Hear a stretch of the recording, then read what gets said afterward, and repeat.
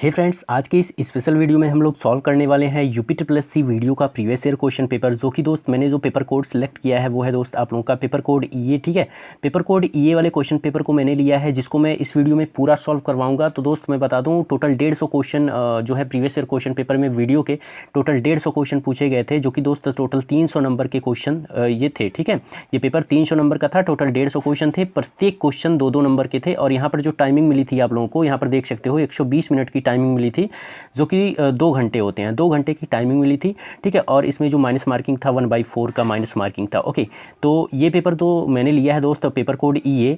ये जो पेपर था आप लोगों का 23 दिसंबर 2018 में ये पेपर जो है शिफ्ट 2 में पूछा गया था। ठीक है, शिफ्ट 2 में ये क्वेश्चन पेपर आया हुआ था। तो इसी पेपर को हम लोग इस वीडियो में सॉल्व करेंगे। वैसे मैंने पहले से ही जितने भी पेपर पूछे गए थे आप लोगों के प्रीवियस ईयर क्वेश्चन पेपर में, ठीक है, प्रीवियस ईयर में उन सारे क्वेश्चन पेपर को मैंने सॉल्व करवा रखा है। तो अगर आप लोग नहीं देखे हो उन सारी वीडियो को, तो उसके प्लेलिस्ट का लिंक मैं इस वीडियो के डिस्क्रिप्शन बॉक्स में दे दूँगा, आप लोग वहाँ से जाके उसको देख सकते हो। ठीक है, तो यहाँ पर आप लोग जैसे ही नीचे आओगे, यहाँ पर आप लोग देख सकते हो, यहाँ पर 3 सेक्शन से क्वेश्चन पूछे गए थे। हिंदी से आप लोगों का 50 क्वेश्चन, उसके बाद से आप लोगों का सामान्य बुद्धि परीक्षण से आप लोगों का 50 क्वेश्चन, उसके बाद से सामान्य जानकारी से 50 क्वेश्चन, टोटल 150 क्वेश्चन थे 300 नंबर के।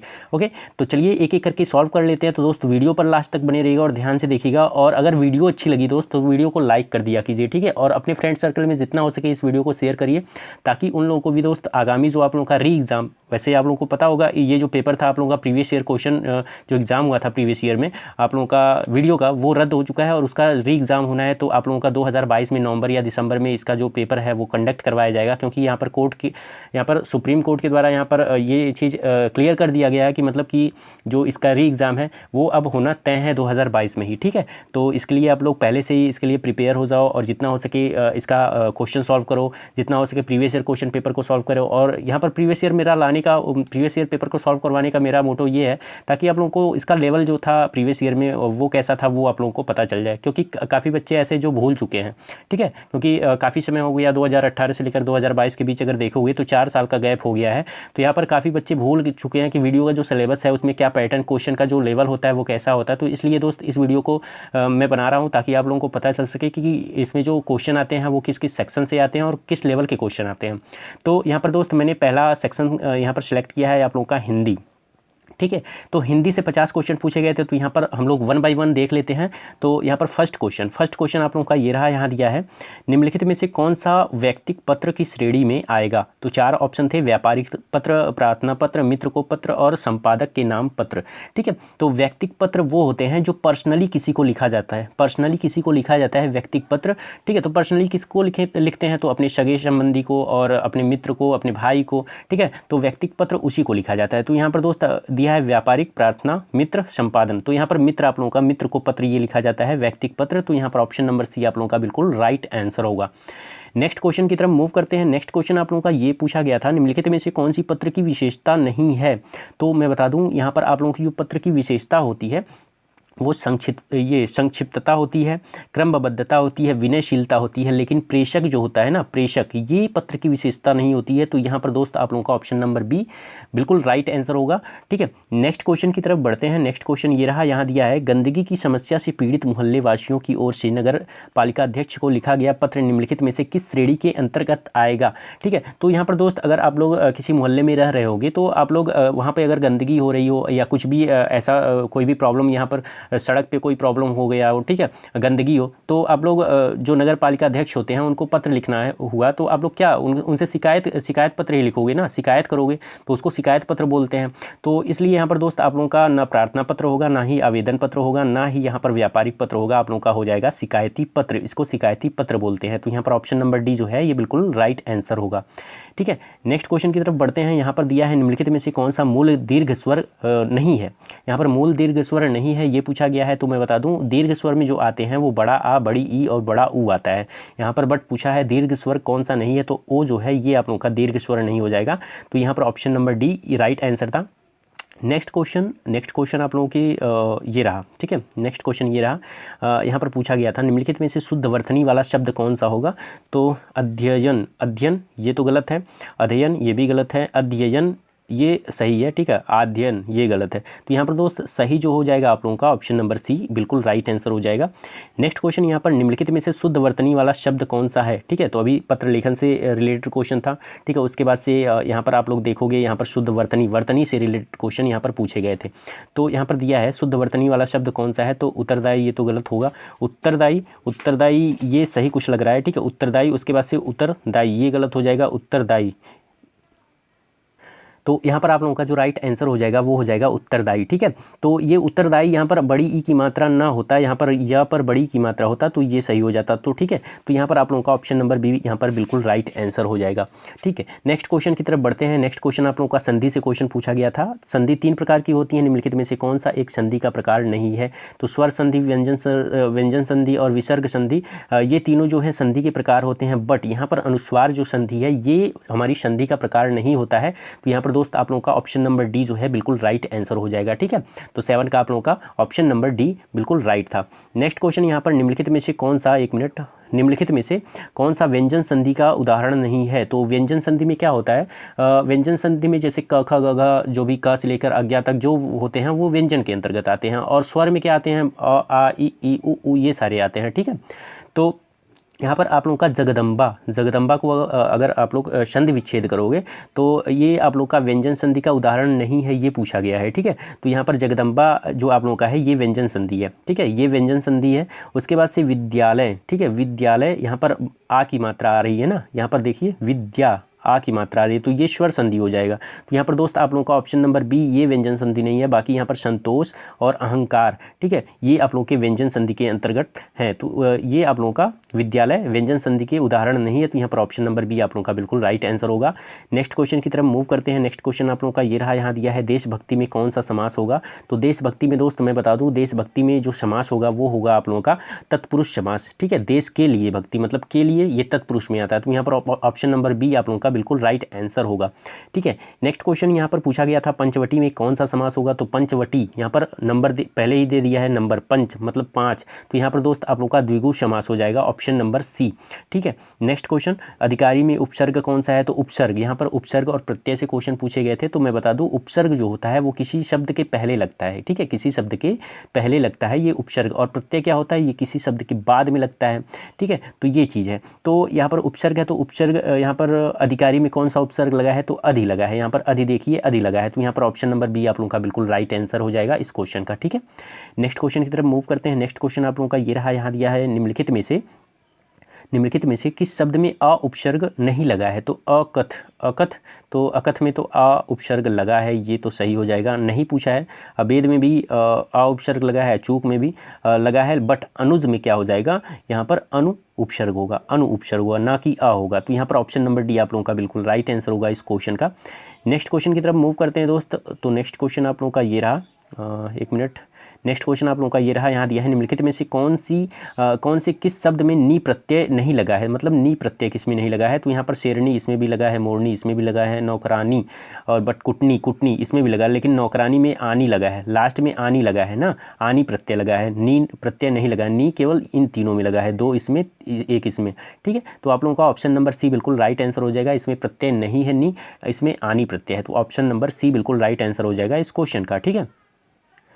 उसके बाद से नेक्स्ट क्वेश्चन की तरफ मूव करते हैं। नेक्स्ट क्वेश्चन आप लोगों का ये रहा, यहाँ दिया है निम्नलिखित में से कौन सा शब्द तत्सम, मतलब अब तत्सम तद्भव से क्वेश्चन पूछा गया। तत्सम उसे कहते हैं जो संस्कृत के समान होते हैं। तद्भव क्या होते हैं, जो सेम वैसे ही उतार दिए जाते हैं, जिसमें संस्कृत का वर्ण संस्कृत के समान ना हो, ठीक है, उसको तद्भव बोलते हैं। जो संस्कृत के समान सेम हो तो उसको तत्सम बोलते हैं। तो यहाँ पर दोस्त कपाट आप लोगों का क्या हो जाएगा, ये तत्सम हो जाएगा, ठीक है, ये तो तत्सम है। कीटक, अगर मैं बात करूँ कीटक की, तो कीटक आप लोगों का क्या हो जाएगा, ये भी तत्सम है। उसके बाद से कूची यहाँ पर आप लोगों का तद्भव हो जाएगा। कुंभकार, ये आप लोगों का तत्सम है। तो यहाँ पर पूछा है तत्सम कौन सा नहीं है, तो आप लोगों का यहाँ पर ऑप्शन नंबर सी जो कूची है ये तत्सम नहीं है, ठीक है। तो यहाँ पर ऑप्शन नंबर सी बिल्कुल राइट आंसर होगा।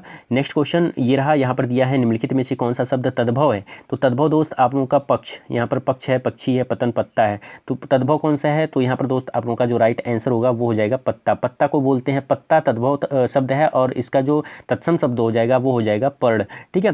पड़ मीन्स पत्ता होता है, पड़ तत्सम है और पत्ता जो है तद्भव है, तो तद्भव कौन सा हो जाएगा? ऑप्शन नंबर डी आप लोगों का बिल्कुल राइट आंसर होगा, तद्भव। ठीक है। नेक्स्ट है निम्नलिखित में से कौन सा शब्द तत्सम है? अब तत्सम मतलब संस्कृत के समान हो, तो 16, शोभन, सोता, सोना, तो यहाँ पर दोस्त जो आप लोगों का राइट आंसर होगा इस क्वेश्चन का वो हो जाएगा ऑप्शन नंबर बी, शोभन, ये तत्सम है और बाकी तद्भव हैं। ठीक है। उसके बाद से नेक्स्ट क्वेश्चन की तरफ मूव करते हैं हम लोग। नेक्स्ट क्वेश्चन आप लोगों का ये रहा, यहाँ दिया है उत्पत्ति के आधार पर शब्दों के 4 भेद दिए गए हैं, निम्नलिखित में से कौन सा भेद गलत है? तो यहाँ पर दोस्त आप लोगों का तत्सम, तद्भव, यौगिक, विदेशी दिया है, तो शब्दों के 4 भेद होते हैं, तत्सम, तद्भव और देशज और विदेशी। यहाँ पर एक देशज भी होता है, ठीक है, देशज भी होता है, देशज ऑप्शन में है नहीं, और बाकी ये यौगिक जो है ये शब्द के 4 भेदों में से एक नहीं है, तो यहाँ पर ऑप्शन नंबर सी आप लोगों का बिल्कुल राइट आंसर हो जाएगा। 4 भेद कौन से हो जाएंगे? तत्सम, तद्भव, देशज और विदेशी। ठीक है, और बाकी यौगिक यहाँ पर नहीं है, तो यही आप लोगों का राइट आंसर हो जाएगा, ये गलत है, option number C. Next question की तरफ मूव करते हैं। यहाँ पर दोस्त यहाँ दिया है निम्नलिखित में से कौन सा शब्द समूहवाचक संज्ञा नहीं है? समूह मतलब क्या होता है? जो जहाँ पर भीड़ होती है, ठीक है, उसको समूह बोलते हैं। कई लोगों का जो है समूह होता है उसको समूह बोलते हैं। तो सभा में कई व्यक्तियों का समूह होता है, ठीक है, तो सभा आप लोगों का समूहवाचक हो जाएगा। कक्षा में भी कई बच्चे होते हैं तो यहाँ पर समूह हो जाएगा। भीड़ में भी कई सारे लोग होते हैं, यहाँ पर भी तो आप लोगों का समूहवाचक हो जाएगा। लेकिन दौड़ केवल अकेले कोई लगाता है, ठीक है, और बहुत सारे भी लोग लगाते हैं, लेकिन अगर माना गया है यहाँ पर दौड़ मतलब अकेले कोई लगा सकता है, तो यहाँ पर ऑप्शन नंबर डी आप लोगों का ये समूहवाचक नहीं है, तो यहाँ पर ऑप्शन नंबर डी आप लोगों का बिल्कुल राइट आंसर हो जाएगा। नेक्स्ट क्वेश्चन यहाँ ये रहा, यहाँ दिया है निम्नलिखित में से कौन सा शब्द द्रव्यवाचक संज्ञा है? तो खटाई, मिठाई, दूध यहाँ पर द्रव्य मतलब लिक्विड फॉर्म में जो रहे उसको द्रव्यवाचक बोलते हैं, तो यहाँ पर ऑप्शन नंबर सी, यहाँ पर दूध जो है ये लिक्विड फॉर्म में है, तो यही आप लोगों का बिल्कुल राइट आंसर हो जाएगा, द्रव्यवाचक संज्ञा। नेक्स्ट क्वेश्चन ये रहा आप लोगों का दिया है, वह आप ही चला गया वाक्य में रेखांकित शब्द सर्वनाम के किस भेद का उदाहरण है? मतलब ये रेखांकित शब्द किस जो है भेद का उदाहरण है? तो यहाँ पर दोस्त जो राइट आंसर होने वाला है वो हो जाएगा आप लोगों का निजवाचक का उदाहरण है, तो यहाँ पर ऑप्शन नंबर बी बिल्कुल राइट आंसर हो जाएगा। ठीक है, 20 का बी आप लोगों का बिल्कुल राइट आंसर हो जाएगा। नेक्स्ट क्वेश्चन देखते हैं। तो नेक्स्ट क्वेश्चन एक मिनट, नेक्स्ट क्वेश्चन आप लोगों का ये रहा, यहाँ दिया है गिलास में थोड़ा दूध है, थोड़ा दूध। एक चीज़ मैं बता दूँ दोस्त, जो पिछला मैंने क्वेश्चन पेपर सॉल्व करवाया था उसमें मैंने केवल आंसर बताया है, ठीक है, सीधे आंसर बताया, लेकिन इस क्वेश्चन पेपर में मैं पूरा जो है डिटेल में सभी क्वेश्चन का जो है डिटेल से उसको विस्तार करूँगा। ठीक है, रीजनिंग में सभी क्वेश्चन को सॉल्व करवाऊँगा, जीके में भी आप लोगों को हर एक चीज़ जो जिसमें बताने लायक रहेगा, जिसको विस्तार रूप से बताने लायक रहेगा उसको मैं आप लोगों को एक्सप्लेन भी करूँगा। ठीक है, तो यहाँ पर चलिए, ये जो क्वेश्चन है 21 नंबर, यहाँ पर दिया है गिलास में थोड़ा दूध है, तो यहाँ पर वाक्य में रेखांकित शब्द विशेषण के किस भेद के अंतर्गत आएगा? तो यहाँ पर दोस्तों जो थोड़ा है ये आप लोगों के परिमाणवाचक के अंतर्गत आएगा, लेकिन यहाँ पर अगर कोई नंबर होता कि मतलब कि 2 गिलास दूध है, 3 गिलास दूध है, तो यहाँ पर दोस्त आप लोगों का क्या हो जाएगा? संख्यावाचक हो जाता ना, तो यहाँ पर थोड़ा दिया है तो यहाँ पर दोस्त परिमाणवाचक होगा, तो यहाँ पर ऑप्शन नंबर ए बिल्कुल राइट आंसर हो जाएगा। उसके बाद से नेक्स्ट क्वेश्चन यहाँ पर दिया है क्रिया के मूल रूप को क्या कहते हैं? तो क्रिया के मूल रूप को क्या कहते हैं? धातु को कहते हैं। ठीक है, तो यहाँ पर ऑप्शन नंबर सी आप लोगों का राइट आंसर हो जाएगा। ठीक है, नेक्स्ट क्वेश्चन यहाँ पर ये है, यहाँ पर दिया है वह मैं वहाँ होकर आया हूँ, वाक्य में अव्यय शब्द कौन सा है? तो वहाँ, ये जो वहाँ है ना ये अव्यय हो जाएगा, ऑप्शन नंबर बी। ठीक है, 23 का बी आप लोगों का बिल्कुल राइट आंसर होगा। नेक्स्ट क्वेश्चन है, उसने कटोरा भर दूध पिया, वाक्य में अव्यय शब्द कौन सा है? तो उसने कटोरा भर दूध पिया, तो यहाँ पर दोस्त आप लोगों का जो राइट आंसर हो जाएगा वो हो जाएगा भर, ऑप्शन नंबर सी, ये अव्यय है। ओके, नेक्स्ट क्वेश्चन ये रहा, यहाँ दिया है निम्नलिखित में से कौन सा एक अनाथ का पर्यायवाची नहीं है? तो अनाथ मीन्स क्या होता है? बेसहारा भी होता है, यतीम भी होता है, निराश्रित भी होता है। ठीक है, अनाथ को मतलब जिसका कोई ना हो उसको अनाथ बोलते हैं, तो बेसहारा जिसका कोई ना हो बेसहारा होता है, यतीम होता है जिसके माता पिता नहीं होते, निराश्रित मतलब कि जो किसी जिसका कोई सहारा ना हो तो उसको बोलते हैं निराश्रित। ठीक है, तो ये भी आप लोग का अनाथ का पर्यायवाची हो जाएगा, बट यहाँ पर जो अनाड़ी होगा ये अनाथ का पर्यायवाची नहीं होगा, तो यहाँ पर ऑप्शन नंबर सी बिल्कुल राइट आंसर होगा। नेक्स्ट क्वेश्चन ये रहा, यहाँ दिया है निम्नलिखित में से विचित्र का पर्यायवाची क्या होगा? तो विचित्र मतलब क्या होता है? विचित्र मतलब आप लोगों का विचित्र का पर्यायवाची क्या होगा ये पूछा है, तो विलक्षण जो है ये विचित्र का पर्यायवाची हो जाएगा, ऑप्शन नंबर सी। ठीक है, नेक्स्ट क्वेश्चन ये रहा, आप लोगों का दिया है निम्नलिखित में से अमृत का विलोम क्या होगा? यहाँ पर विलोम शब्द से क्वेश्चन पूछे गए थे, तो अमृत का जो विलोम होगा वो हो जाएगा आप लोगों का, एक मिनट, यहाँ पर विष दिया है, विश्व दिया है, मत दिया है, अमर दिया है, तो विष जो है अमृत का विलोम जो हो जाएगा वो हो जाएगा विष, ऑप्शन नंबर डी। ठीक है, नेक्स्ट क्वेश्चन ये रहा, यहाँ दिया है निम्नलिखित में से निंदा का विलोम क्या होगा? तो निंदा मतलब कि किसी की जो है निंदा करना, किसी की बुराई करना, उसको बोलते हैं निंदा। तो निंदा मतलब किसी की प्रशंसा करना। ठीक है, निंदा का प्रशंसा होगा, तो यहाँ पर दोस्त आप लोगों का जो राइट आंसर हो जाएगा निंदय, श्लाघ्य, निरुद्ध, तो स्तुति हो जाएगा। स्तुति मतलब क्या होता है? इसका पर्यायवाची एक होता है प्रशंसा भी इसको बोलते हैं ना, तो ऑप्शन नंबर ए जो है इसका निंदा का विलोम हो जाएगा। ओके, उसके बाद से नेक्स्ट क्वेश्चन की तरफ मूव करते हैं हम लोग। नेक्स्ट क्वेश्चन ये रहा, एक मिनट, ये रहा। यहाँ पर रिक्त स्थान से क्वेश्चन पूछे गए थे, तो रिक्त स्थान दिया है, यहाँ पर क्या रहेगा, कोई नहीं टाल सकता। रिक्त स्थान के लिए उचित शब्द चुनना है, तो यहाँ पर दोस्त किसको कोई नहीं टाल सकता, नियत को, नियति को, निमित्त को या नमित को, तो नियति को कोई नहीं टाल सकता, इसलिए यहाँ पर ऑप्शन नंबर बी बिल्कुल राइट आंसर हो जाएगा इस क्वेश्चन का। ठीक है, उसके बाद से नेक्स्ट क्वेश्चन ये रहा, यहाँ पर दिया है अपने खाली जगह के लिए लड़ना धर्म है, रिक्त स्थान के लिए उचित शब्द चुनना है, तो यहाँ पर दोस्त अपने स्वत्व के लिए, अपने स्वत्व के लिए लड़ना धर्म है। ठीक है, ये हो जाएगा, तो यहाँ पर ऑप्शन नंबर बी बिल्कुल राइट आंसर होगा इस क्वेश्चन का। ठीक है, नेक्स्ट क्वेश्चन की तरफ मूव करते हैं हम लोग। तो नेक्स्ट क्वेश्चन आप लोगों का ये रहा, यहाँ दिया है नियमित के लिए उचित वाक्यांश चुनना है, तो अनियमित के लिए उचित वाक्यांश चुनना है, तो जिस पर कोई नियंत्रण ना हो, जो नियमानुकूल ना हो, अनियमित मतलब कि जो नियम को मानता ही ना हो, जो नियमानुकूल ना हो, तो यहाँ पर ऑप्शन नंबर बी आप लोगों का राइट आंसर हो जाएगा।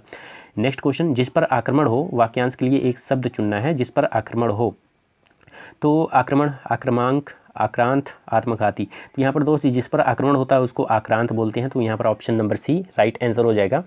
नेक्स्ट क्वेश्चन ये रहा, गुड़ गोबर कर देना मुहावरे का उचित अर्थ बताना है, तो गुड़ गोबर कर देना इसका जो सही अर्थ हो जाएगा, यहाँ पर कोई बखेड़ा खड़ा करना, गायब कर देना, बना बनाया काम बिगाड़ देना, अपनी हानि करके मौज उड़ाना, तो यहाँ पर दोस्त गुड़ गोबर कर देना मतलब कि कोई काम अगर है उसको बिगाड़ देना, उसी को बोलते हैं गुड़ गोबर करना, तो यहाँ पर बना बनाया काम बिगाड़ देना, यही आप लोगों का बिल्कुल राइट आंसर हो जाएगा ऑप्शन नंबर सी। ठीक है, उसके बाद से नेक्स्ट क्वेश्चन यहाँ पर हथियार डाल देना मतलब कि एकदम सरेंडर कर देना, उसी को बोलते हैं हथियार डाल देना। ठीक है, तो यहाँ पर दोस्त आप लोगों का दिया है इसका मुहावरे का सही अर्थ पहचानना है, तो यहाँ पर मात्र कल्पना करते रहना, हथियार गिरा देना, हथियार उठा लेना, हार मान लेना, तो यहाँ पर ऑप्शन नंबर डी आप लोगों का जो है वो राइट आंसर हो जाएगा, हथियार डाल देना का सही मुहावरे का अर्थ। ठीक है, उसके बाद से नेक्स्ट यहाँ पर दोस्त दिया है चमड़ी जाए पर दमड़ी ना जाए। ठीक है, ये थोड़ा इंपॉर्टेंट मुहावरा है, लोकोक्ति है, ये कई बार एग्जाम में पूछा गया है। ठीक है, तो इसको ध्यान में रखिएगा। लोकोक्ति को निम्नलिखित में से उपयुक्त अर्थ चुनना है, तो बहुत गरीब होना, बहुत सहनशील होना, बहुत कंजूसी, बहुत बीमार, तो यहाँ पर ऑप्शन नंबर सी आप लोग का राइट आंसर होगा, चमड़ी जाए पर दमड़ी न जाए,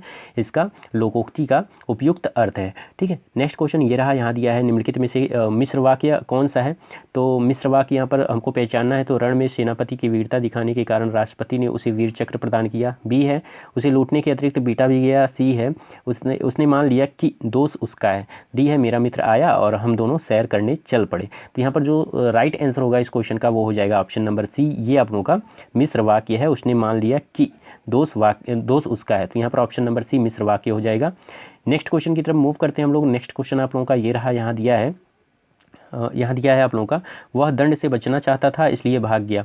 यह एक संयुक्त वाक्य है, इसका सरल रूप क्या होगा, तो यहाँ पर दोस्त चार ऑप्शन है, यहाँ पर दिया है क्योंकि वह दंड से बचना चाहता था इसलिए भाग गया, ये तो गलत हो जाएगा। बी दंड से बचने के लिए वह भाग गया, और सी है आप लोगों का वह भाग गया क्योंकि दंड से बचना चाहता था, और डी है वह भागा क्योंकि उसे दंड से बचना था। तो यहाँ पर जो सरल वाक्य होगा दोस्त आप लोगों का ऑप्शन नंबर बी, दंड से बचने के लिए वह भाग गया, ये सरल वाक्य होगा, ऑप्शन नंबर बी इस क्वेश्चन का राइट आंसर। ठीक है, उसके बाद से नेक्स्ट क्वेश्चन की तरफ मूव करते हैं। नेक्स्ट क्वेश्चन आप लोगों का ये रहा, यहाँ दिया है निम्नलिखित में से व्याकरणिक दृष्टि से शुद्ध वाक्य कौन सा होगा, तो यहाँ पर दोस्त आप लोगों का दिया है, वे अनेक विषय के ज्ञाता थे, इस समय 4 बजे हैं, सब लोग अपनी राय दें, आंसू से मेरा रुमाल भीग गया।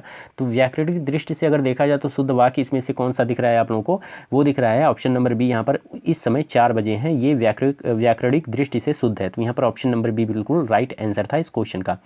नेक्स्ट क्वेश्चन यहाँ पर ये रहा, यहाँ पर दिया है निम्नलिखित में से कर्मवाच्य वाला वाक्य चुने, तो कर्मवाच्य वाला ऐसा कहते हैं कि तुम लिख नहीं सकते, बिल्ली के हाथों चूहा मारा गया, उसने, मतलब यहाँ पर दोस्त एक होता है कृतवाच्य, एक होता है कर्मवाच्य, एक होता है भाववाच्य। कृतवाच्य में क्या होता है, कर्ता प्रधान होता है, कर्मवाच्य में क्या होता है, कर्म प्रधान होता है, और भाववाच्य में क्या होता है, किसी यहाँ पर नकारात्मक भाव का यहाँ पर बोध होता है। ठीक है, कोई भी काम होता है नकारात्मक, जैसे कि मेरे पिताजी से दौड़ा नहीं जा सकता। ठीक है, तो नहीं जा सकता यहाँ पर नकारात्मक भाव की जो है यहाँ पर प्रकट हो रहा है, तो जैसे कि मुझसे लिखा नहीं जाता, मुझसे दौड़ा नहीं जाता, तो ये सारे भाववाच्य शब्द हो जाएंगे, वाक्य हो जाएंगे। ठीक है, कर्मवाच्य कौन सा होगा, जिसमें कर्म प्रधान होता है, जैसे कि यहाँ पर बिल्ली के हाथों चूहा मारा गया, कौन मारा गया, चूहा मारा गया। ठीक है, किसके हाथों, बिल्ली के हाथों, तो यहाँ पर कर्मवाच्य यही दिख रहा है, तो यहाँ पर ऑप्शन नंबर सी इसका जो राइट आंसर हो जाएगा। नेक्स्ट क्वेश्चन यहाँ पर दोस्त दिया है, से के द्वारा किस कारक का प्रसर्ग है, मतलब कि से के द्वारा, तो मैं बता दूं अपादान से करण, कर्ता ने कर्म को करण से करण से, तो करण से होता है तो यहाँ पर ऑप्शन नंबर बी आप लोगों का ये बिल्कुल राइट आंसर हो जाएगा। कारक का प्रसर्ग करण होगा, ठीक है, ऑप्शन नंबर बी। ठीक है, नेक्स्ट क्वेश्चन की तरफ मूव करते हैं हम लोग। नेक्स्ट क्वेश्चन आप लोगों का ये रहा, दिया है वह मुझसे अलग रहता है, रेखांकित शब्द के आधार पर बताइए कि यहाँ कौन सा कारक है। तो मुझसे अलग रहता है, मतलब यहाँ पर अलगाव की बात कही जा रही है। तो यहाँ पर दोस्त आप लोगों का जो राइट आंसर हो जाएगा वो हो जाएगा इस क्वेश्चन का, यहाँ पर अपादान में अलगाव का जो होता है, जैसे पेड़ से आम गिरा, यहाँ पर भी अपादान मतलब कि पूरी तरीके से अलग हो जाना, ठीक है, उसको बोलते हैं अपादान। तो यहाँ पर दोस्त वह मुझसे अलग रहता है, तो पूरी तरीके से अलग रहता है, तो यहाँ पर ऑप्शन नंबर बी आप लोगों का बिल्कुल राइट आंसर हो जाएगा, अपादान। नेक्स्ट क्वेश्चन यहाँ पर दिया है, निम्नलिखित में से कौन सा शब्द स्त्रीलिंग है। तो स्त्रीलिंग का बोध यहाँ पर करना है। तो देश, नगर, द्वीप, झील, झील जितनी भी नदियाँ होती हैं, ठीक है, वो सारे नदियाँ, झील, ये सारे स्त्रीलिंग में आते हैं। तो इसलिए यहाँ पर ऑप्शन नंबर डी आप लोगों का बिल्कुल राइट आंसर हो जाएगा, ये स्त्रीलिंग है। ओके, नेक्स्ट क्वेश्चन ये रहा, यहाँ दिया है, निम्नलिखित में से कौन सा शब्द दोनों वचनों में समान रहता है, मतलब कि एक वचन और बहुवचन, ठीक है, एक वचन और बहुवचन दोनों रूपों में समान रहता है। तो कथा, सरसों, लता, कुटी। तो यहाँ पर दोस्त ऑप्शन नंबर बी जो सरसों है ये दोनों वचनों में समान रहता है, मतलब कि एक वचन में भी बहुवचन में भी, ठीक है। तो यहाँ पर ऑप्शन नंबर बी आप लोगों का बिल्कुल राइट आंसर हो जाएगा। नेक्स्ट क्वेश्चन ये रहा, यहाँ दिया है, निम्नलिखित में से कौन सा वाक्य पूर्ण भूतकाल का उदाहरण है, मतलब वे गए, वे खा रहे थे, वे आए थे, वे सोकर उठे हैं। तो ये तो नहीं होगा, ये तो बिल्कुल नहीं होगा। वे गए, ये भी नहीं होगा। और बचा दो, तो वे खाए थे और वे आए थे। तो वे खा रहे थे, मतलब खा रहे थे, अभी पूरा नहीं खाए हैं, ठीक है, खा रहे थे। वे आए थे मतलब कि आए थे, तो यहाँ पर पूर्ण भूतकाल है। तो यहाँ पर ऑप्शन नंबर सी आप लोगों का बिल्कुल राइट आंसर हो जाएगा इस क्वेश्चन का, ठीक है। अब हम लोग नेक्स्ट क्वेश्चन की तरफ मूव करते हैं। नेक्स्ट क्वेश्चन आप लोगों का ये रहा, ठीक है। नेक्स्ट क्वेश्चन ये रहा, यहाँ पर दिया है, निम्नलिखित शब्दों में निपात का उदाहरण कौन सा होगा। निपात मतलब क्या, ठीक, निकट, इधर, कल। तो निपात मतलब क्या होता है, यहाँ पर निपात का उदाहरण जो हो जाएगा, सही जो उदाहरण होगा वो हो जाएगा यहाँ पर ठीक, ठीक है, ये निपात का सही उदाहरण है, option number A. Okay, next question ये रहा, यहाँ पर दिया है, निम्नलिखित में से अनुपयुक्त शब्द प्रयोग संबंधी अशुद्धि किस वाक्य में है। तो यहाँ पर दोस्त दिया है, फर्स्ट उसने आसन ग्रहण किया, अशुद्धि पूछा है, ठीक है, अशुद्धि। तो अशुद्धि शुद्ध वाक्य हमको नहीं यहाँ पर चूज करना है, अशुद्धि जो है वाक्य को चूज करना है, शुद्ध वाक्य हो, ठीक है। और उसने आसन ग्रहण किया, तो यहाँ पर ये तो सही है, ठीक है, तो ये आप लोगों का सही है। और बी है, पूजनीय पिताजी आए, ये थोड़ा डाउट लग रहा है, तो इसको अभी साइड में रखते हैं। आज बेहद गर्मी है, ये भी सही है। उसकी जन्म तिथि क्या है, ठीक है, ये भी सही है। बाकी ये गलत है। तो अनुपयुक्त शब्द प्रयोग संबंधी अशुद्धि जो है बी वाले ऑप्शन में है। तो यहाँ पर दोस्त ऑप्शन नंबर बी बिल्कुल राइट आंसर हो जाएगा, ठीक है। नेक्स्ट क्वेश्चन ये रहा, यहाँ दिया है, संविधान के किस अनुच्छेद में हिंदी को राजभाषा तथा इसकी लिपि देवनागरी को स्वीकार किया गया है। तो दोस्त मैं बता दूँ, 353, 351, 343, 344 में से आप लोगों का जो राइट आंसर हो जाएगा, आर्टिकल 343 में हिंदी भाषा को राजभाषा के रूप में जो है स्वीकार किया गया है, और इसकी लिपि जो होती है वो देवनागरी के रूप में स्वीकार किया गया है आर्टिकल 343 में। तो option number C right answer था। नेक्स्ट क्वेश्चन ये रहा, आप लोगों का दिया है, निम्नलिखित में से कौन सी बोली उत्तर प्रदेश में बोली जाती है। तो बांगरू, हड़ौती, बुंदेली, कन्नौजी। तो कन्नौजी जो होती है ये उत्तर प्रदेश में हमारे जो है बोली जाती है। तो यहाँ पर ऑप्शन नंबर डी बिल्कुल राइट आंसर होगा इस क्वेश्चन का। उसके बाद से नेक्स्ट क्वेश्चन की तरफ मूव करते हैं। ये रहा, यहाँ दिया है, मामला भी अभी जो है विचाराधीन है, वाक्य में उचित अंग्रेजी अनुवाद क्या होगा। मतलब कि यहाँ पर हिंदी में एक वाक्य दे दिया है, उसका जो अंग्रेजी में अनुवाद करना है। तो यहाँ दिया है, मामला अभी विचाराधीन में है। तो फर्स्ट है, the matter is consideration, B है, the matter is under consideration, C है, the matter is still under consideration, and D है, the matter is still consideration. तो यहाँ पर जो राइट आंसर हो जाएगा इस क्वेश्चन का वो हो जाएगा ऑप्शन नंबर सी। ये जो है अंग्रेजी में जो ये अनुवाद किया गया है ये बिल्कुल राइट है, the matter is still under consideration. उसके बाद से नेक्स्ट क्वेश्चन ये रहा, जो हिंदी सेक्शन से जो लास्ट क्वेश्चन था वो था यहाँ पर, में एप्लीकेशन में भी रिजेक्टेड, एप्लीकेशन में भी रिजेक्टेड, ये इंग्लिश वर्ड दिया है, बट इसको जो है हमको ये इंग्लिश सेंटेंस दिया है, इसको हम लोग हिंदी सेंटेंस में कन्वर्ट जब करेंगे तो एप्लीकेशन में भी रिजेक्टेड, इसका जो राइट आंसर हो जाएगा वो हो जाएगा दोस्त आप लोगों का ऑप्शन नंबर ए, आवेदन अस्वीकृत किया जाए, ठीक है। तो ये आप लोगों का ऑप्शन नंबर ए बिल्कुल राइट आंसर हो जाएगा। ओके, उसके बाद से यहाँ पर दोस्त आप लोगों का जो हिंदी सेक्शन से 50 क्वेश्चन थे वो सारे कंप्लीट होते हैं। उसके बाद से हम लोग नेक्स्ट टॉपिक पर आते हैं, नेक्स्ट सेक्शन पर आते हैं, जो कि है दोस्त आप लोगों का रीजनिंग सेक्शन, ठीक है। तो इसके हर एक क्वेश्चन को चलिए देख लेते हैं। तो यहाँ पर दोस्त फर्स्ट क्वेश्चन आप लोगों का ये रहा, यहाँ दिया है, निम्नलिखित में से विषम का चयन करना है। तो लोहा, तांबा, इस्पात और एल्यूमिनियम। तो यहाँ पर दोस्त जो विषम हो जाएगा वो हो जाएगा इस्पात। इस्पात मतलब कि ये 2 या 3 जो है धातुओं से मिलकर बना होता है इस्पात, बट ये लोहा, तांबा, एल्यूमिनियम ये प्योर लोहा, केवल लोहा से ही मिलकर बना रहेगा, तांबा केवल तांबा से ही मिलकर बना रहेगा, एल्यूमिनियम केवल एल्यूमिनियम से ही मिलकर बना रहेगा। बट इस्पात जो है ये 2 या 3 धातुओं से मिलकर बना होता है, इसलिए ये विषम हो जाएगा। तो यहाँ पर ऑप्शन नंबर सी बिल्कुल राइट आंसर होगा। ठीक है, नेक्स्ट क्वेश्चन की तरफ बढ़ते हैं। नेक्स्ट क्वेश्चन ये रहा, यहाँ पर दिया है प्रश्नवाचक चिन्ह पर क्या ऐसा कौन सा फिगर आएगा, ठीक है, उसको चूज करना है। तो यहाँ पर दोस्त फर्स्ट वाला फिगर अगर सेकंड से मैच करते हैं तो यहाँ पर दोस्त फर्स्ट वाले फिगर को अगर हम एंटी क्लॉकवाइज 90 डिग्री घुमाते हैं तो ये वाला फिगर मिलता है। ठीक है, इसी तरीके से दोस्त इस फिगर को हम लोग 90 डिग्री अगर क्लॉकवाइज अगर घुमाएंगे तो किस तरीके का फिगर मिलेगा, कुछ इस तरीके का फिगर मिलेगा हमको। ठीक है, इस तरीके का। ठीक है, ये जब घूमेगा तो 90 डिग्री क्लॉकवाइज में तो इस तरीके का फिगर आएगा। तो यहाँ पर देखिए इस तरीके का कहीं पे है फिगर, तो यहाँ पर आप लोगों का इस तरीके से ये वाला ऑप्शन नंबर डी जो है आप लोगों का बिल्कुल राइट आंसर हो जाएगा। ठीक है, नेक्स्ट क्वेश्चन ये रहा, यहाँ दिया निम्नलिखित में से विषम नाम का चयन करना है। तो Tony Blair, Blaise Pascal, sir Isaac Newton और जेम्स प्रास्कार्ट जूल। तो यहाँ पर जो राइट आंसर हो जाएगा जो विषम है, ठीक है, जो विषम है वो आप लोगों का हो जाएगा option number A Tony Blair. Tony Blair ये विषम है। ओके, और बाकी ये सारे वैज्ञानिक साइंटिस्ट का नाम है और टोनी ब्लेयर जो है ये साइंटिस्ट का नाम नहीं है, इसलिए यहाँ पर दोस्त ऑप्शन नंबर ए ये जो है आप लोगों का विषम हो जाएगा। ठीक है, 53 का ए। उसके बाद से नेक्स्ट क्वेश्चन की तरफ मूव करते हैं। नेक्स्ट क्वेश्चन ये रहा, यहाँ दिया है दोस्त उस शब्द का चयन करना है जो निम्नलिखित समूहों में से संबंधित नहीं है। बड़ौदा, चेन्नई, बॉम्बे, कलकत्ता, कोचीन, पांडिचेरी, कानपुर, पूना और कालीकट। तो इसमें से 4 ऑप्शन दिए गए हैं जिसमें से एक विषम है, इसी को चूज करना है। तो चेन्नई, कोचीन, कानपुर, पूना में कौन सा विषम है। ठीक है, तो मैं बता दूं आप लोगों का जो राइट आंसर होगा दोस्त आप लोगों का हो जाएगा ऑप्शन नंबर ए चेन्नई। ठीक है, ये विषम है, बाकी यहाँ पर कोचीन, कानपुर, पूना एक दूसरे से संबंधित हैं। ठीक है, और चेन्नई जो है विषम है। यहाँ पर ऑप्शन नंबर ए जो है इस क्वेश्चन का बिल्कुल राइट आंसर होगा। नेक्स्ट क्वेश्चन की तरफ मूव करते हैं।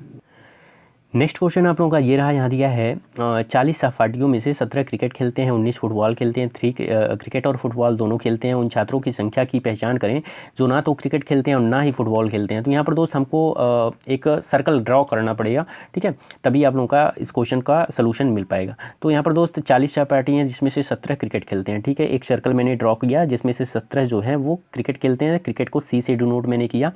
नेक्स्ट है दोस्त आप लोगों का 19 फुटबॉल खेलते हैं, तो 19 जो है वो फुटबॉल खेलेंगे, तो 19 लिख के यहाँ पर एफ से फुटबॉल को डिनोट कर देंगे। ठीक है, उसके बाद से यहाँ पर दिया है 3 क्रिकेट और फुटबॉल दोनों खेलते हैं, तो 3 को बीच में लाएंगे जो कि दोनों खेलते हैं। उन छात्रों की संख्या की पहचान करना है जो कि ना तो क्रिकेट खेलते हैं और ना ही फुटबॉल खेलते हैं। तो 17 से 3 जाएगा आप लोगों का, 17 से 3 जाएगा आप लोगों का कितना आ जाएगा 14, और 19 से 3 जाएगा आप लोगों का यहाँ पर 16 आ जाएगा, और यहाँ पर बीच में 3 है। ठीक है, तो 14 + 3 + 16 अगर हम लोग करेंगे 14 15 16, 16 दूना 32, 1 33 हो जाएगा 33। और टोटल कितने छात्र थे 40 थे। ठीक है, तो 40 में से जब हम लोग 33 को माइनस करेंगे तो आप लोगों का 7 जो है ऐसे छात्र आएंगे जो कि ना तो क्रिकेट खेलेंगे और ना ही फुटबॉल खेलेंगे। ठीक है, जो ना तो क्रिकेट खेलते हैं और ना ही फुटबॉल खेलेंगे, 7 छात्र। तो यहाँ पर ऑप्शन नंबर ए आप लोगों का बिल्कुल राइट आंसर हो जाएगा। इस तरीके के क्वेश्चन को दोस्त इसी तरीके से सॉल्व करते हैं। यहाँ पर दिया है 56 नंबर, इस क्वेश्चन को सॉल्व कर लेते हैं। 30 छात्रों की एक कक्षा में 15 छात्र मराठी बोल सकते हैं। चलिए इस क्वेश्चन को हम लोग सॉल्व करते हैं एक बेहतरीन ढंग से। ठीक है, ये थोड़ा आप लोगों का थोड़ा लॉन्ग प्रोसेस हो सकता है क्योंकि इसमें 3 सर्कल की हमको ज़रूरत पड़ेगी। तो चलिए यहाँ पर हम लोग ड्रॉ कर लेते हैं। तो 30 छात्रों की एक कक्षा में 15 छात्र मराठी बोलते हैं। ओके, तो यहाँ पर फर्स्ट सर्कल हमने ड्रॉ किया, 15 छात्र, यहाँ पर मराठी को एम से मैंने डिनोट किया। ठीक है, उसके बाद से 17 हिंदी बोल सकते हैं, तो 17 यहाँ पर हिंदी ये एच से मैंने डिनोट कर लिया। उसके बाद से 13 अंग्रेजी बोल सकते हैं। ठीक है, 13 जो है यहाँ पर नीचे इसको ई से मैंने डिनोट कर दिया। ठीक है, उसके बाद से दिया है 5 छात्र अंग्रेजी और मराठी दोनों बोल सकते हैं, मतलब कि इंग्लिश और मराठी, यहाँ पर 5 ये हो जाएगा, 5 ये हो जाएगा। और यहाँ दिया है और उनमें से 2 हिंदी भी बोल सकते हैं, मतलब 5 में से 2 हिंदी भी बोलेंगे तो 2 बीच में आ जाएगा और बाकी ये 3 हो जाएगा। ठीक है, 5 जो है वो 3 हो जाएगा। यहाँ पर कलर मैं चेंज कर ले रहा हूँ, अब कलर ये वाला ले रहा हूँ। अब यहाँ पर दिया है 6 छात्र केवल अंग्रेजी बोलते हैं, तो मतलब कि इंग्लिश। एक मिनट दोस्त, तो यहाँ पर दोस्त कुछ इंपॉर्टेंट कॉल आ गया था। ठीक है, तो इसलिए वीडियो को स्टॉप करना पड़ा। तो चलिए इसको ड्रॉ करते हैं हम लोग। तो यहाँ पर दोस्त 30 छात्र हैं, एक कक्षा है जिसमें 30 छात्र हैं, जिसमें 15 छात्र मराठी बोलते हैं। तो यहाँ पर लाइन में ड्रॉ कर लेता हूँ फिर से। ठीक है, रेड कलर को चूज करता हूँ, यहाँ पर फर्स्ट सर्कल में ड्रॉ करता हूँ। यहाँ पर मैंने 3 सर्कल टोटल बनाए थे तो तीनों को बना लेता हूँ। तो यहाँ पर फर्स्ट जो है आप लोगों का 15 छात्र मराठी, मतलब ये 15 है, ये एम से डिनोट मैंने किया था। उसके बाद से यहाँ पर दिया था 17 छात्र छात्र हिंदी बोल सकते हैं तो 17 को, यहाँ पर 17 को हिंदी मतलब एच से डिनोट किया, और यहाँ पर 13 छात्र अंग्रेजी मतलब 13 को इंग्लिश से मैंने डिनोट किया ई से, ठीक है। अब इसमें से दिया है यहाँ पर कलर, अब मैं चेंज कर ले रहा हूँ, कलर ये रहा। उसके बाद से यहाँ दिया है 5 छात्र अंग्रेजी और मराठी दोनों बोल सकते हैं, तो 5 छात्र यहाँ पर हो जाएगा। और फिर दिया है इनमें से 2 हिंदी भी बोल सकते हैं, तो 5 में से 2 यहाँ पर बीच में आ जाएगा, क्योंकि इसके और इसके बीच ये कॉम्बिनेशन में बना रहा हूँ, क्योंकि मराठी और इंग्लिश दोनों बोल सकते हैं। तो 5 छात्र थे, तो 5 में से 2 हिंदी भी बोल सकते थे, तो 2 बीच में मैंने लिख दिया, और 5 में से 2 जाएगा तो 3 यहाँ पर आ जाएगा, ठीक है, ये चीज़ होगी। उसके बाद से अगर मैं बात करूँ, यहाँ पर दिया है 6 छात्र केवल अंग्रेजी बोल सकते हैं, तो इंग्लिश में 6 छात्र केवल अंग्रेजी बोलेंगे। तो अगर मैं 6, 3 और 2 को, ये जो 6, 3 और 2 है, एक मिनट कलर में यहाँ पर फिर से चेंज कर ले रहा हूँ। यहाँ पर अगर इसको ये वाला, और यहाँ पर जो 6 छात्र थे ना, 6 छात्र केवल अंग्रेजी बोल सकते, तो 6, 3 और 2 को मैंने ऐड किया, तो 6, 3, 9, 10, 11 हो गया। 11 से 13 कितना अधिक है? 2 अधिक है, तो यहाँ पर दोस्त आप लोगों का 2 हो जाएगा, और ये आप लोगों का 6 हो जाएगा, ठीक है। इस तरीके से आप लोग करोगे। उसके बाद से दिया है 7 छात्र केवल हिंदी बोलते हैं, तो 7 मतलब यहाँ 17 टोटल थे, तो उसमें से 7 केवल ऐसे हैं जो केवल हिंदी बोलते हैं, ठीक है। तो यहाँ पर आप लोगों का 2, 2, 4 हो जाएगा, और 7, 2, 2, 4 और 7 कितना हो जाएगा? 11 हो जाएगा। 11 से 17 कितना अधिक है? तो आप लोगों का 6 अधिक है, तो 6 यहाँ पर आ जाएगा, और ये आप लोगों का 7 हो जाएगा, ठीक है। उसके बाद से दिया है कितने छात्र केवल मराठी बोलते हैं, तो यहाँ पर टोटल 15 थे, तो पहले हम लोग इसको काउंट करेंगे, 3, 2 और 6 को, 3, 2, 6 इक्वल टू 11 हो जाएगा। 11 से 15 कितना अधिक है? तो 4 अधिक है, तो यहाँ पर 4 आप लोगों का यहाँ पर केवल जो है मराठी बोल सकते हैं। तो यहाँ पर ऑप्शन नंबर सी जो है ये बिल्कुल राइट आंसर होगा। फाइनली ये क्वेश्चन सॉल्व हुआ, ठीक है। तो उम्मीद करता हूँ आप लोगों को ये क्वेश्चन समझ में आया होगा कैसे मैंने सॉल्व किया, ठीक है। चलिए नेक्स्ट यहाँ पर क्वेश्चन की तरफ मैं मूव करता हूँ। नेक्स्ट क्वेश्चन आप लोगों का जो है वो है आप लोगों का, ये भी इसी तरीके से क्वेश्चन है, इसको हम लोग देख लेते हैं। तो यहाँ पर दिया है छात्रों का एक निश्चित समूह ट्रेन से यात्रा कर रहा है, 30 छात्रों के पास मोबाइल फ़ोन है, ठीक है। तो यहाँ पर मैं लाइन सर्कल ड्रॉ करता हूँ। 30 छात्रों के पास क्या है? एम है, मतलब कि मोबाइल है, ठीक है।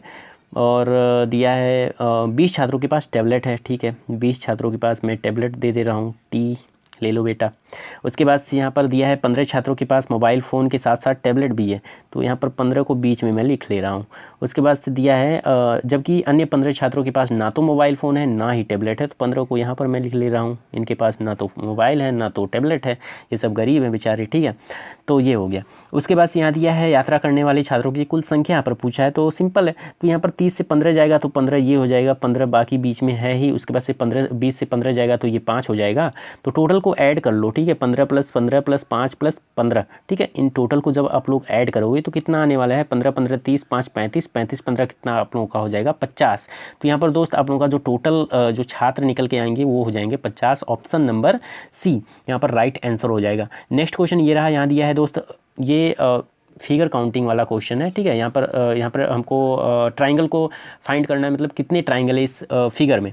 तो यहाँ दिया है नीचे दिए गए चित्रों में त्रिभुज की कुल संख्या कितनी है, तो हम लोग काउंट कर लेते हैं। 1, 2, 3, 4, 5, 6 तो ये हो गए।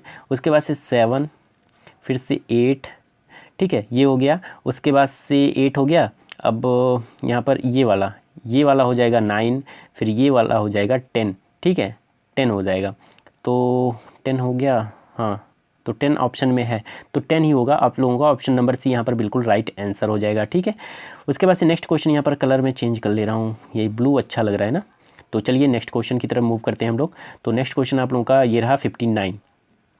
इसमें क्या करना है, इसमें नीचे दी गई पेपर की शीट जिसके सामने की ओर संख्या चिन्हित की गई है और पीछे की तरफ कुछ नहीं लिखा गया है को इस प्रकार फोल्ड करके एक पासा बनाया जाता है कि संख्या बाहर की ओर दिखाई देती है, ठीक है। तो ये क्वेश्चन कैसे हम लोग सॉल्व करेंगे, तो यहाँ पर दोस्त जो अपोजिट है, ठीक है, इसका जो अपोजिट है 1 का जो अपोजिट होगा, एक मिनट, अगर हाँ 1 का अपोजिट जो हो जाएगा वो 5 हो जाएगा, और ये 3 का अपोजिट 2 हो जाएगा, 4 का अपोजिट 6 हो जाएगा, ठीक है।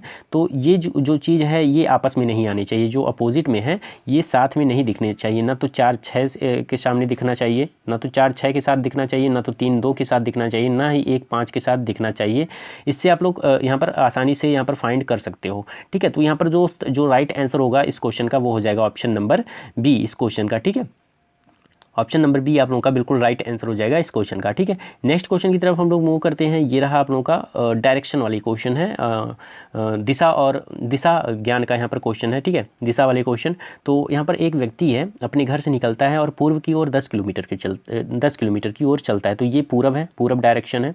ठीक है, तो यहाँ तक ये 10 किलोमीटर की दूरी इसने तय किया।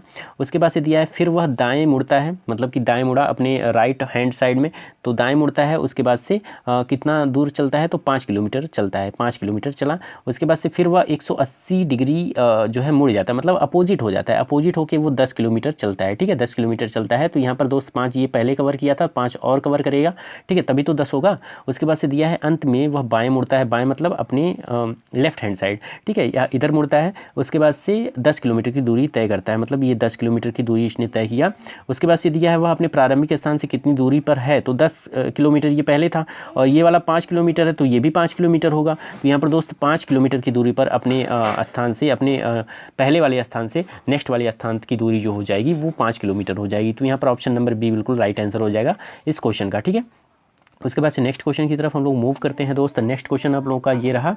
ठीक है, नेक्स्ट क्वेश्चन, दीपक अपने घर से निकलता है। ठीक है, दीपक अपने घर से निकाल दिए, इसको घर से निकाल दिए और 12 किलोमीटर जो है पूर्व की ओर इसको चला दिए। तो पूरब ये है, तो 12 किलोमीटर इसने चला। उसके बाद से फिर वह बाएँ मुड़ता है, तो बाएँ मुड़ेगा, बाएँ मतलब अपने बाएँ मुड़ेगा। ठीक है, उसके बाद से और अपने स्कूल तक पहुंचने के लिए 5 किलोमीटर की दूरी इसने तय किया। उसके बाद से दिया है इसकी बहन दीपिका भी उसी समय वो अपने घर से निकलती है। तो यहाँ पर थोड़ा मैं फिगर को इधर बना ले रहा हूँ, 1 मिनट। यहाँ पर ऐसे नहीं बनेगा, तो यहाँ पर इस तरीके से यहाँ पर फिगर बनने वाला है। यहाँ पर इसको छोटा कर ले रहा हूँ मैं। ठीक है, इसको मैं छोटा करके यहाँ पर इस तरीके से फिगर बनेगा। तो यहाँ जो है घर है, तो यहाँ पर पहले जो दीपक है अपने घर से निकलता है तो 12 किलोमीटर की दूरी तय करता है। उसके बाद से पूर्व की ओर चलता है। ठीक है, और फिर बाएं मुड़ता है और अपने स्कूल तक पहुँचने के लिए 5 किलोमीटर चलेगा, 5 किलोमीटर इधर चलेगा। उसके बाद से फिर दिया उसकी बहन दीपिका भी उसी समय उसी घर से पिछली तरफ से बाहर निकलती है और 12 किलोमीटर पश्चिम की तरफ चलती है। तो 12 किलोमीटर पश्चिम की तरफ चली और फिर बाएँ मुड़ती है, तो इसका बायाँ जो हो जाएगा वो हो जाएगा इधर। ठीक है, तो इधर कितना चला, 5 किलोमीटर इसकी बहन चली, तो 5 किलोमीटर ये हो जाएगा। उसके बाद से पूछा है 2 स्कूलों के बीच न्यूनतम दूरी कितनी होगी, मतलब कि इसके और इसके बीच जो न्यूनतम दूरी है ये दूरी बताना है। तो 5 और 12 का हम लोग स्क्वायर करेंगे, पाइथागोरस प्रमेय से लगेगा। 5 12 का स्क्वायर करेंगे तो 5 का स्क्वायर 25 होगा, 12 का स्क्वायर 144 होगा। जो दोनों को ऐड करेंगे तो 169 होगा। तो 169 किसका स्क्वायर है, तो 13 का स्क्वायर होता है, तो ये 13 हो जाएगा एक, और ये भी 5 12 है तो इसका भी 13 हो जाएगा। ठीक है, तो 13 13 कितना हो जाएगा, 26 किलोमीटर की दूरी जो है दोनों के स्कूलों के बीच जो न्यूनतम दूरी होगी वो हो जाएगा आप लोगों का 13 13 26। ऑप्शन नंबर डी यहाँ पर आप लोगों का बिल्कुल राइट आंसर हो जाएगा। ठीक है, नेक्स्ट क्वेश्चन ये रहा। यहाँ दिया है प्रत्येक सुबह शेखर अपने घर से निकलता है और सूरज की दिशा में इस प्रकार चलता है कि उसकी परछाई उसके पीछे बनती है। ठीक है, पीछे कब बनेगी, जब पूरब की दिशा में चलेगा तभी तो पीछे इसकी परछाई बनेगी। उसके बाद से वह अपने कार्यालय तक पहुँचने के लिए 12 किलोमीटर चलता है। ठीक है, 12 किलोमीटर चल दिया इसने। उसके बाद से सूर्यास्त से ठीक पहले, ठीक है, जब जो सूर्य है वो पश्चिम दिशा में आ जाती है सूर्यास्त के समय, उसके पहले वह अपने कार्यालय से निकलता है और फिर सूरज की दिशा में चलता है, मतलब पश्चिम की दिशा में चलेगा। और इस प्रकार की उसकी परछाई ठीक उसके पीछे बनती है। वह 9 किलोमीटर चलता है, तो 9 किलोमीटर कहीं यहाँ पर होगा, 9 किलोमीटर, क्योंकि पूरा 12 किलोमीटर भी नहीं चला है, 9 किलोमीटर चला है। उसके बाद से वहाँ से वो मुड़ जाता है और अपने जिम तक पहुँचने के लिए 4 किलोमीटर और चलता है। बाएँ मुड़ता है ना, बाएँ उसका इधर होगा, इधर होगा, तो इधर होगा तो 4 किलोमीटर और चलेगा। ठीक है, 4 किलोमीटर इसने चल दिया। उसके बाद से दिया है उसके जिम और उसके घर, मतलब उसके जिम और उसके घर के बीच की दूरी पूछा है। तो 12 से 9 जाएगा तो आप लोगों का 3 आ जाएगा ये, और 4 इधर है तो 3 त्रिक 9 ये हो जाएगा, 4 चौको 16 ये हो जाएगा। तो 16 9 कितना हो जाएगा, 25। 25 किसका स्क्वायर है, 5 का स्क्वायर है। तो यहाँ पर दोस्त जो शॉर्टेस्ट लेंथ हो जाएगी इसके घर और जिम के बीच की दूरी वो हो जाएगी 5 किलोमीटर। तो यहाँ पर दोस्त आप लोगों का जो राइट आंसर निकल के आएगा वो हो जाएगा ऑप्शन नंबर सी, 5 किलोमीटर। ठीक है, तो आप लोगों का 62 का आप लोगों का जो राइट आंसर हो जाएगा वो हो जाएगा ऑप्शन नंबर सी, 5 किलोमीटर। ठीक है, उसके बाद से यहाँ पर दिया है दोस्त निम्नलिखित में से किसे फोल्ड करके एक उचित क्यूब में परिवर्तित किया जा सकता है। तो दोस्त इसको तो बिल्कुल नहीं परिवर्तित किया जा सकता है। ठीक है, ये आप लोगों का फिगर ही नहीं सही है। और यहाँ पर अगर हम लोग अपोजिट देखें तो ये भी आप लोगों का नहीं सही है। ठीक है, और यहाँ पर अगर देखें ये वाला फिगर बिल्कुल सही है। इसका अपोजिट ये हो जाएगा, इसका अपोजिट ये हो जाएगा और इसका अपोजिट ये हो जाएगा, तो ये सही क्यूब बनेगा। ठीक है, तो यहाँ पर ऑप्शन नंबर सी आप लोगों का बिल्कुल राइट आंसर हो जाएगा इस क्वेश्चन का। ठीक है, नेक्स्ट क्वेश्चन देखते हैं। नेक्स्ट क्वेश्चन आप लोगों का ये रहा। यहाँ दिया है दिए गए चित्र में यदि षटभुज 90 डिग्री वामवर्त घुमाया जाए, ये जो षटभुज है बाहर वाला, इसको अगर हम लोग 90 डिग्री वामवर्त घुमाते हैं, वामवर्त मतलब बोले तो यहाँ पर एंटी क्लॉकवाइज अगर हम लोग 90 डिग्री घुमाएंगे तो ये वाला जो नोक है इधर आ जाएगा, ठीक है, ऐसे बनेगा। उसके बाद से दिया है पंचभुज को 270 डिग्री दक्षिणावर्त मतलब कि क्लॉकवाइज घुमाना है। 270 मतलब कि 90 तिहाई 270 मतलब कि 3 बार 90 डिग्री हमको क्लॉकवाइज घुमाना है। तो क्लॉकवाइज इसको पहले जब घुमाएंगे तो एक बार इधर आएगा, ठीक है, इधर आ गया, उसके बाद से एक बार इधर आएगा, उसके बाद से एक बार इधर आ जाएगा। तो ये भी आप लोगों का इस तरीके से बनेगा, ठीक है, इसका नोक भी इधर आएगा। उसके बाद से दिया है और त्रिभुज की जल की छवि वाटर इमेज ली जाती है। तो वाटर इमेज जब इसका लेंगे तो ये कुछ इसका उल्टा बनेगा, ठीक है, ये जो त्रिभुज है वो उल्टा बन जाएगा। तो इस तरीके का देख लीजिए, कहीं पे अगर फिगर दिख रहा हो तो वही आप लोगों का बिल्कुल राइट आंसर हो जाएगा, मतलब कि दोनों का नोक ऐसे हो और जो त्रिभुज हो वो उल्टा हो, ठीक है। देख लेते हैं, तो इसमें तो है नहीं, ये भी नहीं है, ये भी नहीं है, ये वाला फिगर देखिए, यहाँ पर जो फिगर बना है ऐसे ऐसे दोनों का नोक है और जो ये त्रिभुज है ये उल्टा है, ठीक है। तो यही आप लोगों का बिल्कुल राइट आंसर हो जाएगा, ऑप्शन नंबर डी। उसके बाद यहाँ पर दिया है नेक्स्ट क्वेश्चन, इसको पढ़ लेते हैं। यहाँ दिया है एक कंपनी का अगले वर्ष के लिए बिक्री को 20% अधिक बढ़ाने का लक्ष्य रखा गया है। उपयोग किए जाने वाले पदार्थों की लागत में कमी के साथ लाभ मार्जिन और अधिक होने की उम्मीद है। इसमें से कौन सा निष्कर्ष निश्चित रूप से निकाला जा सकता है? तो फर्स्ट है आप लोगों का कंपनी में तैयार माल की वस्तु सूची जो है आप लोगों का, यहाँ पर जो आप लोगों का जो राइट आंसर होगा उसको हमको फाइंड करना है। तो यहाँ पर दोस्त फर्स्ट दिया है कंपनी में तैयार माल की वस्तु सूची अनुपातहीन रूप में बढ़ेगी, ये नहीं हो सकता, ठीक है, उतना सही ये नहीं, ये आंसर नहीं लग रहा है। बी वाला है कंपनी की बिक्री में वृद्धि होगी परंतु इसकी लाभप्रदता प्रभावित होगी, ये भी नहीं सही है। सी वाला जो है कंपनी के अगले वर्ष उच्च बिक्री और लाभ कमाने की उम्मीद है, तो यहाँ पर उम्मीद है, तो यहाँ पर ऑप्शन नंबर सी आप लोगों का बिल्कुल राइट आंसर हो जाएगा, ठीक है। ये थोड़ा यहाँ पर को रिलेट कर रहा है इस क्वेश्चन से, तो ऑप्शन नंबर सी आप लोगों का बिल्कुल राइट आंसर होगा। नेक्स्ट क्वेश्चन जो है दोस्त यहाँ दिया है एक रिटेल स्टोर वेफर्स के एक बड़े पैकेट पर अंकित मूल्य 20% छूट दे रहा है, मतलब कि 100 अगर है 100 अंकित मूल्य है तो उसमें अगर 20% का छूट दिया तो 80 हो जाता है, ठीक है। 80 में उसने बेचा, उसके बाद से बिक्री की अवधि के बाद वह छूट बंद कर दी जाएगी और विक्रय मूल्य अंकित मूल्य के समान होगा। तो जो विक्रय मूल्य है वो अंकित मूल्य के समान कब होगा? 100 यहाँ पर 80 को 100 लाने के लिए क्या करेंगे, इसमें कितने परसेंट की वृद्धि की जाएगी? तो 80 से 100 20 अधिक है तो 20 जो है कितना परसेंट हो जाएगा 80 का, तो 25% होगा, ठीक, 25% होगा। तो वही यहाँ पर पूछा गया है, यहाँ पर दिया है अंकित मूल्य के समान होगा। ऊपर दी गई जानकारी के नीचे दिए गए निष्कर्षों में से कौन सा निष्कर्ष निकाला जा सकता है, ठीक है। तो यहाँ पर हम लोग निकाल लेते हैं। फर्स्ट है सेल खत्म हो जाने के बाद पैकेट का आकार 20% कम हो जाएगा, बिल्कुल गलत। बी है सेल खत्म हो जाने के बाद स्टॉक में वेफर्स के बड़े पैकेट को रखना बंद कर देगा, ये तो बिल्कुल कहीं नहीं जा सकता। सी है सेल खत्म हो जाने के बाद पैकेट की कीमत में 20% की वृद्धि होगी, ये भी 20% नहीं होगा 25% होगा। तो यहाँ पर दोस्त डी वाला आप लोगों का बिल्कुल राइट आंसर हो जाएगा, सेल खत्म हो जाने के बाद पैकेट की कीमत में 25% की वृद्धि कर दी जाएगी, ये बिल्कुल राइट आंसर हो जाएगा। नेक्स्ट क्वेश्चन ये रहा, यहाँ पर दिया है मेक इन इंडिया कार्यक्रम के तहत सरकार भारत की मोबाइल फ़ोन बनाने वाली कंपनियों के लिए कर में छूट प्रदान की है। स्पेक्ट्रम शुल्क की कमी के साथ दूरसंचार सेवाओं ऑपरेटर प्रति मिनट निगामी खाल दर को कम कर देंगे। इस जानकारी से निम्नलिखित में से कौन सा निष्कर्ष निकाला जा सकता है? तो यहाँ पर दोस्त फर्स्ट ऑप्शन जो है वो दिया है सरकार ने अपने घोषणा पत्र में घोषित डिजिटल इंडिया की अवधारणा के प्रति कोई सकारात्मक कदम नहीं उठाया, ठीक है। तो यहाँ पर हमको फाइंड करना है जो राइट आंसर है उसको। तो यहाँ पर फर्स्ट वाला तो बिल्कुल गलत हो जाएगा। बी वाला है उपयोगकर्ताओं को दिए गए लाभ के कारण मोबाइल की पहुँच के साथ साथ देश की उनके उपयोगों की औसत मिनटों के भी बढ़ने की उम्मीद है। तो हाँ ये सही है, ऑप्शन नंबर बी थोड़ा इस क्वेश्चन से को रिलेट कर रहा है, तो यहाँ पर आप लोगों का राइट आंसर यही हो जाएगा, ऑप्शन नंबर बी, ठीक है। नेक्स्ट क्वेश्चन की तरफ मूव करते हैं हम लोग। नेक्स्ट क्वेश्चन ये रहा, यहाँ दिया है विराट के क्रीज पर होने से भारत न्यूजीलैंड के खिलाफ मैच जीतने के लिए आवश्यक 30 रन 2 ओवरों में बना लेगा। इस कथन से निम्नलिखित में से कौन सा पूर्वानुमान निहित है? तो फर्स्ट है विराट भारत के लिए भाग्यशाली शुभंकर है, ये तो बिल्कुल गलत है, किसी को पर्टिकुलर हम लोग शुभंकर नहीं मान सकते, ना ही भाग्यशाली मान सकते हैं। बी है विराट एक मजबूत बल्लेबाज है और उसने दबाव में अच्छा प्रदर्शन किया है, ये काफ़ी हद तक थोड़ा सही लग रहा है।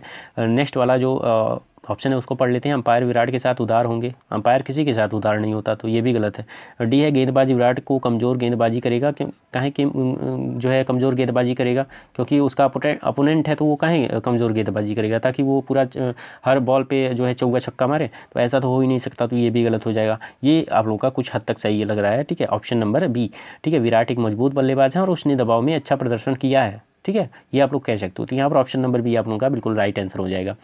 नेक्स्ट यहाँ पर दिया है, इस बार रेलगाड़ी से हमारी यात्रा बहुत आरामदायक थी क्योंकि हमने ऐसी एसी श्रेणी के डिब्बे में हमारे टिकट बुक किए थे। इस कथन से निम्नलिखित में से कौन सा पूर्वानुमान निहित होगा? तो यहाँ पर फर्स्ट है, यात्रा की सभी श्रेणी यात्रियों को समान आराम प्रदान करती है। तो समान श्रेणी समान आराम प्रदान करेगी तो कहाँ है एसी बुक करेगा भाई, तो ये भी गलत हो जाएगा। बी वाला है, रेलगाड़ी में से यात्रा सड़क से यात्रा से बेहतर होता है।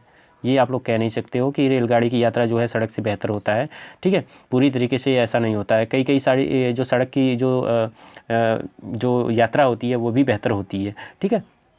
तो यहाँ पर ये भी आप लोगों का गलत हो जाएगा। नेक्स्ट है आप लोगों का, एसी श्रेणी के डिब्बे शयनयान श्रेणी के डिब्बे की तुलना में यात्रियों की अतिरिक्त आराम प्रदान करते हैं। सही बात है, ये थोड़ा सही लग रहा है। तो यहाँ पर ऑप्शन नंबर सी थोड़ा सही लग रहा है, डी वाले ऑप्शन को पढ़ते हैं। ऐसी एसी श्रेणी के डिब्बे की टिकट उड़ान की टिकटों से थोड़ी सस्ती होती है। थोड़ी कहाँ सस्ती होती भाई, उड़ान की जो है वो काफ़ी महंगा होता है, ठीक है। तो यहाँ पर ऑप्शन नंबर डी भी गलत है।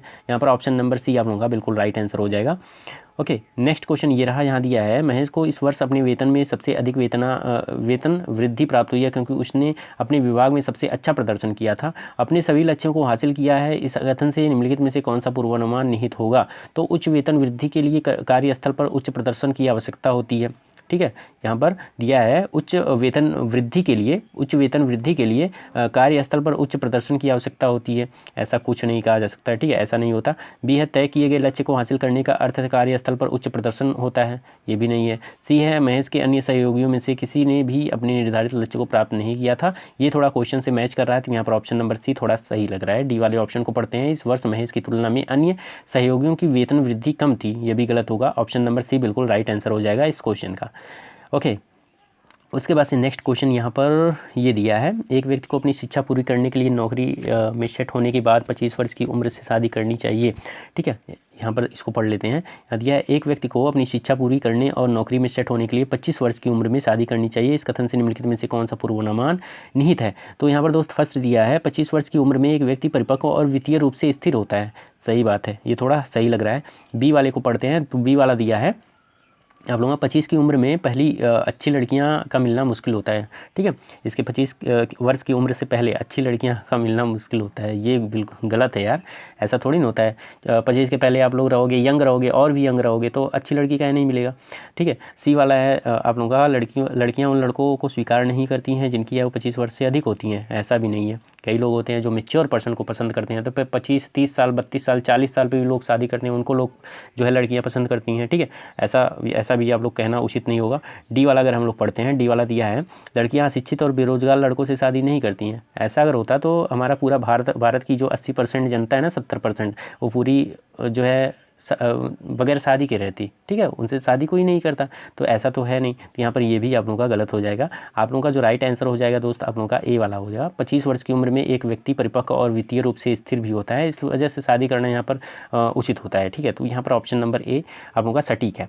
उसके बाद से नेक्स्ट क्वेश्चन ये रहा, यहाँ दिया है, माउस जैसे क्लिक से संबंधित है उसी रूप से कीबोर्ड किससे संबंधित है? तो कीबोर्ड टाइप से, कीबोर्ड में बटन होते हैं, उसमें टाइपिंग होती है, ठीक है। तो यहाँ पर option number C keyboard type से संबंधित होगा।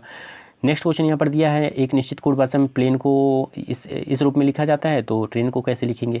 तो यहाँ पर इसको कोड किया गया है, यहाँ पर मैं लिख ले रहा हूँ PLANE, ठीक है, और ये लिखा गया है RJC और LG, ठीक है।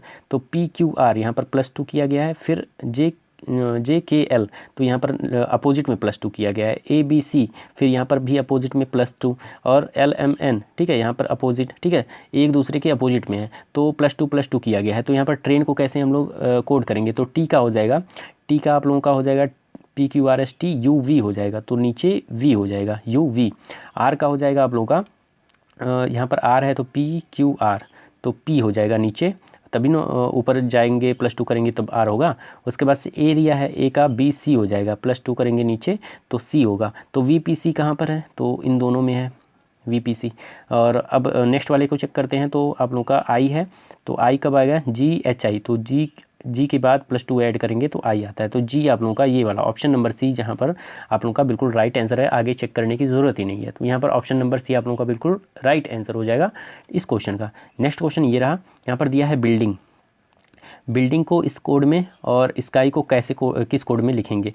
तो इसको चलिए सॉल्व कर लेते हैं, एक मिनट। हाँ, तो यहाँ पर दोस्त बी को हम लोग बी का जो कोड होता है वो 2 होता है, यू का कोड 21 होता है, आई का मतलब लेटर के अनुसार जितने नंबरिंग आते हैं वो सारे यहाँ पर दिए गए हैं, ठीक है। उसी क्रम में सजाना है। तो यहाँ पर इसको कैसे सजाएंगे, तो एस का जो कोड होता है वो क्या होता है, एस का कोड आप लोगों का 19 होता है, ठीक है। तो 19 सारे में है तो 19 यहाँ पर लिख लेंगे, ठीक है, 19 हो गया। उसके बाद से के का जो कोड होता है वो होता है 11। उसके बाद से यहाँ पर वाई का जो कोड होगा, वाई का आप लोगों का कोड हो जाएगा 25, तो 25 हो जाएगा। उसके बाद से यहाँ पर एस का जो कोड हो जाएगा वो हो जाएगा आप लोगों का 19। उसके बाद से आप लोगों का सी का कोड आप लोगों का 3 हो जाएगा, ठीक है, सी का कोड 3। आर का कोड आप लोगों का जो हो जाएगा वो हो जाएगा MNOPQR, आर का आप लोगों का हो जाएगा 18। तो चलिए इतना पहले चेक कर लेते हैं, 19 11 25 19, 19 11 25 19 इन तीनों में है। उसके बाद से 3 भी तीनों में है। उसके बाद से 18 किस में है, तो केवल इसमें है, केवल इसमें है। तो यहाँ पर दोस्त आप लोगों का आगे चेक करने की अब ज़रूरत ही नहीं है। तो यहाँ पर ऑप्शन नंबर डी आप लोगों का बिल्कुल राइट आंसर हो जाएगा इस क्वेश्चन का, ठीक है, ऑप्शन नंबर डी यहाँ पर राइट होगा।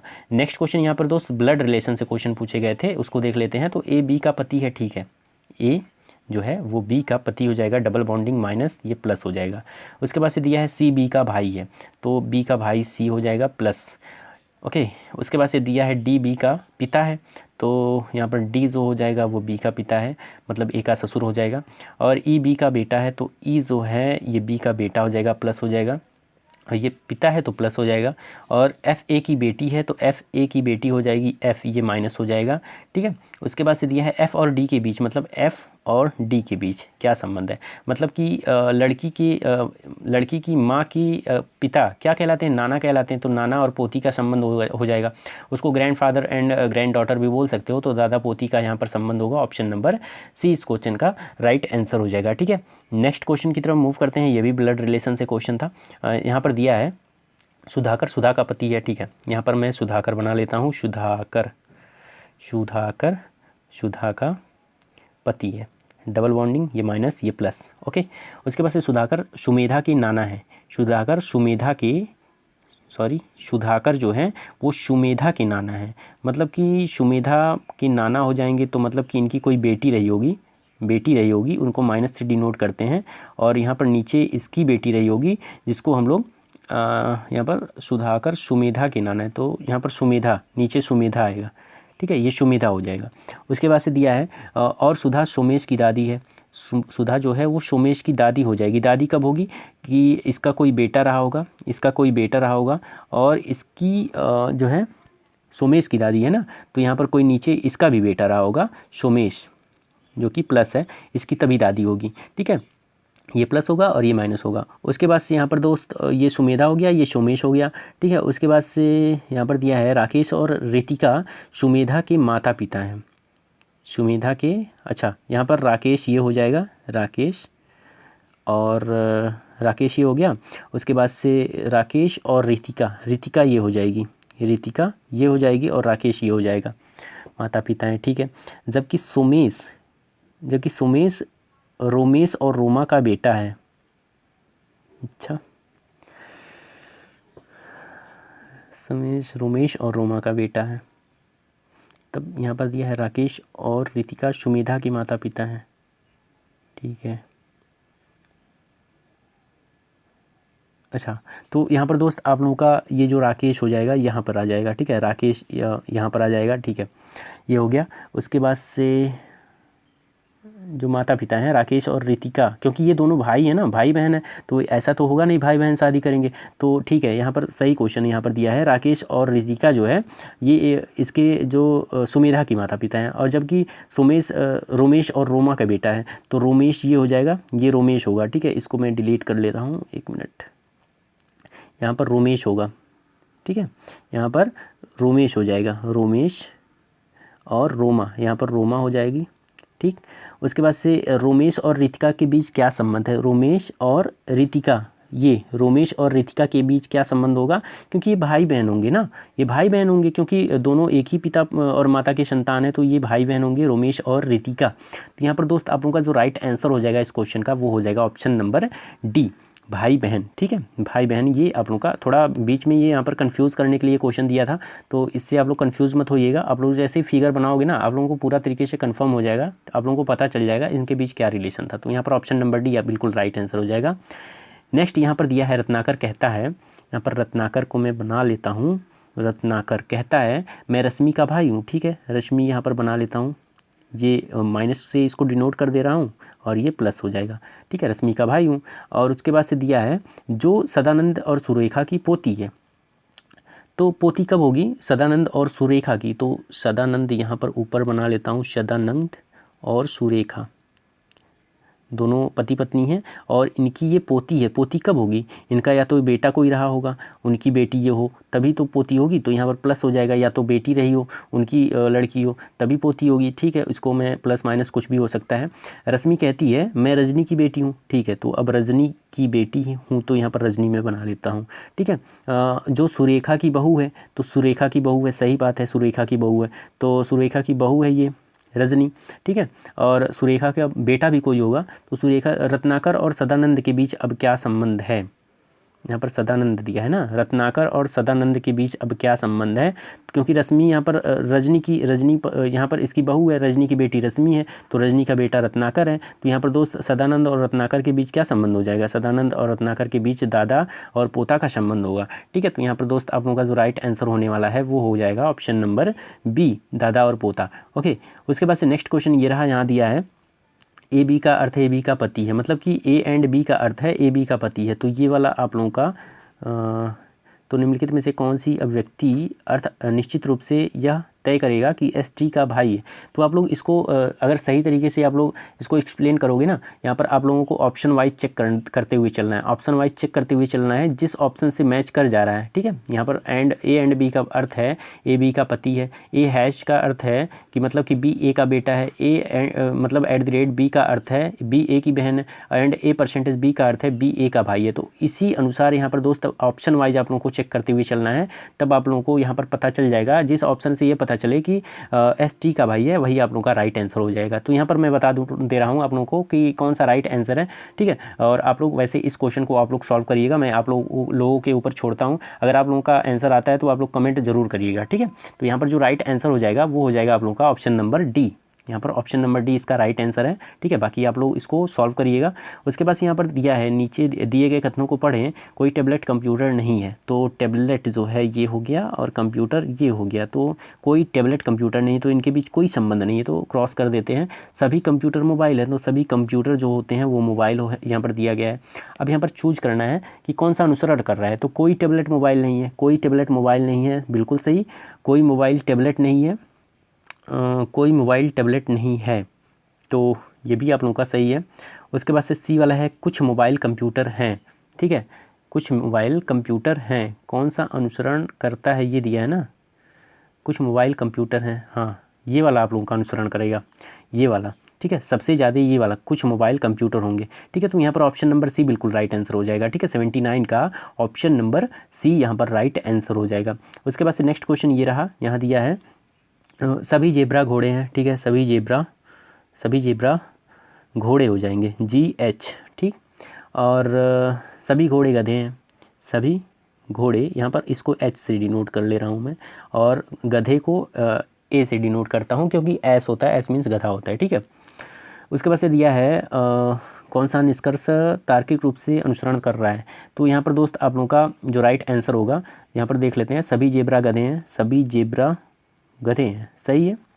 उसके बाद से आप लोगों का बी है सभी गधे जो हैं जेब्रा हैं, सभी गधे जेब्रा हैं, तो सभी गधे तो जेब्रा नहीं है, कुछ गधे जेब्रा हो सकते हैं लेकिन सभी गधे जेब्रा नहीं हो सकता, तो ये तो गलत है, ये वाला सही है। सी वाला कुछ गधे जेब्रा हैं, हाँ ये सही है। उसके बाद से कुछ घोड़े जेब्रा हैं, ये भी सही है, हाँ कुछ घोड़े जेब्रा हैं, तो यहाँ पर ये भी, तो मतलब कि ACD अनुसरण करता है, तो कहाँ पर है ACD, तो यहाँ पर ऑप्शन नंबर सी दिख रहा है, ACD अनुसरण कर रहा है, ठीक है। तो ऑप्शन नंबर सी आप लोगों का राइट आंसर होगा। उसके बाद से नेक्स्ट यहाँ पर देखते हैं, यदि अंग्रेजी वर्णमाला के सभी स्वर जो है वॉवेल को हटा दिया जाए तो वर्णमाला की नई श्रृंखला में 15वें स्थान पर क्या आएगा। अगर वॉवेल क्या होता है AEIOU, अगर अपने जो है अंग्रेजी के वर्णमाला में इन पांचों को हटा देते हो तो 15वें स्थान पर कौन सा अक्षर आएगा, ये क्वेश्चन में पूछा गया है। तो यहाँ पर जो अक्षर आने वाला है दोस्त वो आएगा यहाँ पर अक्षर यस 15वें स्थान पर, ठीक है, जब वावेल को हटा देते हैं, तो ऑप्शन नंबर सी यहाँ पर राइट आंसर होगा। नेक्स्ट क्वेश्चन की तरफ हम लोग मूव करते हैं, ये रहा, यहाँ दिया है यदि अंग्रेजी वर्णमाला में अभाज्य संख्या मतलब कि जो विषम संख्या होती हैं, ठीक है। अभाज्य मतलब क्या होता है, जो विषम संख्या होती हैं, प्राइम नंबर जो होता है, प्राइम नंबर जो होते हैं उसको, उसके स्थान पर आने वाली संख्या को अगर हटा दिया जाता है तो वर्णमाला की नई श्रृंखला में 11वें स्थान पर क्या आएगा, तो मैं बता दूं दोस्त आप लोगों का जो 11वें नंबर पे जो अक्षर आएगा वो आएगा अक्षर आर, ठीक है। तो यहाँ पर आप लोगों का राइट आंसर हो जाएगा ऑप्शन नंबर बी, ठीक है। नेक्स्ट क्वेश्चन यहाँ पर इसको सॉल्व करेंगे जब हम लोग, तो यहाँ पर दिया है अक्षरों की संख्या को निम्नलिखित श्रृंखला पर विचार कीजिए, दाएं से 31वें अक्षर के दाएं तरफ से 17वें स्थान पर क्या आएगा, ठीक है। तो दाएं से हम लोग दाएं से इधर से चलेंगे 31 अक्षर पे, ठीक है। उसके बाद से जब वहाँ तक पहुँच जाएंगे उसके दाएं तरफ, अब उसके दाएं तरफ हम लोग चलेंगे, दाएं तरफ, ठीक है। हम लोग चल लेते हैं, 1 मिनट इसको सॉल्व कर लेते हैं। तो इस क्वेश्चन को हम लोग सॉल्व कर लेते हैं, थोड़ा जूम में कर लेता हूँ। यहाँ पर दिया क्या है, यहाँ पर दिया है, थोड़ा और जूम कर लेता हूँ मैं। यहाँ पर दिया है दाएं से 31वें अक्षर के दाएं तरफ 17वें स्थान पर क्या आएगा, तो दाएं हम लोग इधर से चलेंगे, ठीक है। तो चलिए काउंट कर लेता हूँ मैं। यहाँ पर इसको जब काउंट करूँगा मैं 31वें नंबर के तक अगर मैं काउंट करूँगा तो यहाँ पर 1 2 3 4 5 6 7 8 9 10 11 12 13 14 15 16 17 18 19 20 21 22 23 24 25 26 27 28 29 30 31, मतलब कि जेड पर ख़त्म हो रहा है। अब यहाँ पर जेड पे 31वें अक्षर के अब दाएं तरफ 17वें स्थान पर क्या आएगा, मतलब कि इस डायरेक्शन में चलेंगे। तो 17वें स्थान तक हम लोग काउंट कर लेते हैं, तो 1 2 3 4 5 6 7 8 9 10 11 12 13 14 15 16 17, तो यहाँ पर यू आ रहा है, ठीक है। तो देखिए ऑप्शन में कहीं पे है, तो ऑप्शन नंबर बी, यहाँ पर यू दे रखा है, तो यहाँ पर ऑप्शन नंबर बी आप लोगों का बिल्कुल राइट आंसर हो जाएगा। इस तरीके से इसको सॉल्व करेंगे, ठीक है। तो आप लोगों का 83 का आप लोगों का बी वाला ऑप्शन सही हो जाएगा, ठीक है, यू। उसके बाद से नेक्स्ट क्वेश्चन ये रहा, यहाँ पर दिया है एनिमल को इस रूप में कोड किया गया है, इंसेक्ट को इस रूप में, तो एलिफेंट को किस रूप में कोड करेंगे, तो इसको सॉल्व कर लेता हूँ मैं। तो इस क्वेश्चन को जब हम लोग सॉल्व करेंगे तो यहाँ पर दोस्त एनिमल को इसको रूप में कोड कैसे किया गया है, चलिए देख लेते हैं। पहले हम लोग लेटर लिख लेते हैं ANIMAL, ठीक है। उसके बाद से जिस रूप में कोड किया गया इसको लिख लेते हैं OZ, उसके बाद से N है, फिर H है, फिर M है, फिर Z है। अब कलर में चेंज कर ले रहा हूँ, ठीक है। अब यहाँ पर आप लोग अगर बारीकी से देख रहे होगे तो A जो है, A का जो अपोजिट है यहाँ पर Z है, इधर दे रखा है। अब L का जो अपोजिट है O है, इधर दे रखा है, मतलब क्रॉस वाइज। उसके बाद से A का अपोजिट यहाँ पर Z है, तो इधर दे रखा है, और N का अपोजिट M है तो इधर, M का अपोजिट है इधर, तो I का अपोजिट H इधर है। तो इसी तरीके से एलिफेंट को भी हम लोग E का अपोजिट क्या हो जाएगा, E का अपोजिट अगर आप लोग करोगे तो E का अपोजिट V लास्ट में आएगा, E है ना, 1 मिनट, E का अपोजिट आप लोगों का V ही होता है ना, V होता है यार, तो यहाँ पर तो दिया ही नहीं है, U दिया है। और अच्छा चलिए ठीक है, L का अपोजिट करके हम लोग देख लेते हैं। L का अपोजिट क्या होगा, L का अपोजिट O होता है, तो O भी कहीं नहीं दिया है। एलिफेंट को किस रूप में हम लोग, ठीक है। तो अभी हम लोग इसको भी थोड़ा कोडिंग कर लेते हैं। इंसेक्ट का जो आप लोगों का कोड किया गया है इस रूप में, इसको भी कोड करके देख लेते हैं, ठीक है, 1 मिनट। तो यहाँ पर दोस्त ये क्वेश्चन अपोजिट वाला नहीं है, ठीक है। अब इससे कंफर्म हो गया है कि अपोजिट वाला नहीं है, क्योंकि उस तरीके से अगर मैं इसको सेट कर रहा हूँ तो नहीं सेट हो रहा है। तो मैं फिर से देख ले रहा हूँ, यहाँ पर एनिमल लिखता हूँ मैं, ANIMAL। उसके बाद से इसको लिखता हूँ जिस रूप में कोड किया गया है, OZNHMZ, ठीक। कलर चेंज करता हूँ मैं, ये रहा। तो A से अगर हम लोग घटाते हैं 1 नंबर, घटाएंगे -1 करेंगे तो Z आता है, ठीक है। अब इसी तरीके से N में +1 करेंगे, N KLMN O +1 करेंगे तो O आएगा। इसी तरीके से I से 1 घटाएंगे तो आप लोगों का H आएगा, ठीक है। यहाँ पर -1 करेंगे, अब M में +1 करेंगे, फिर A में -1 करेंगे, और M में +1 करेंगे, तब ये कोड होगा। उसी तरीके से इंसेक्ट को अब हम लोग कोड करते हैं। इंसेक्ट को देखते हैं, ये भी आप लोगों का सही है, INSECT, ठीक है। और यहाँ दिया है OHFRUB,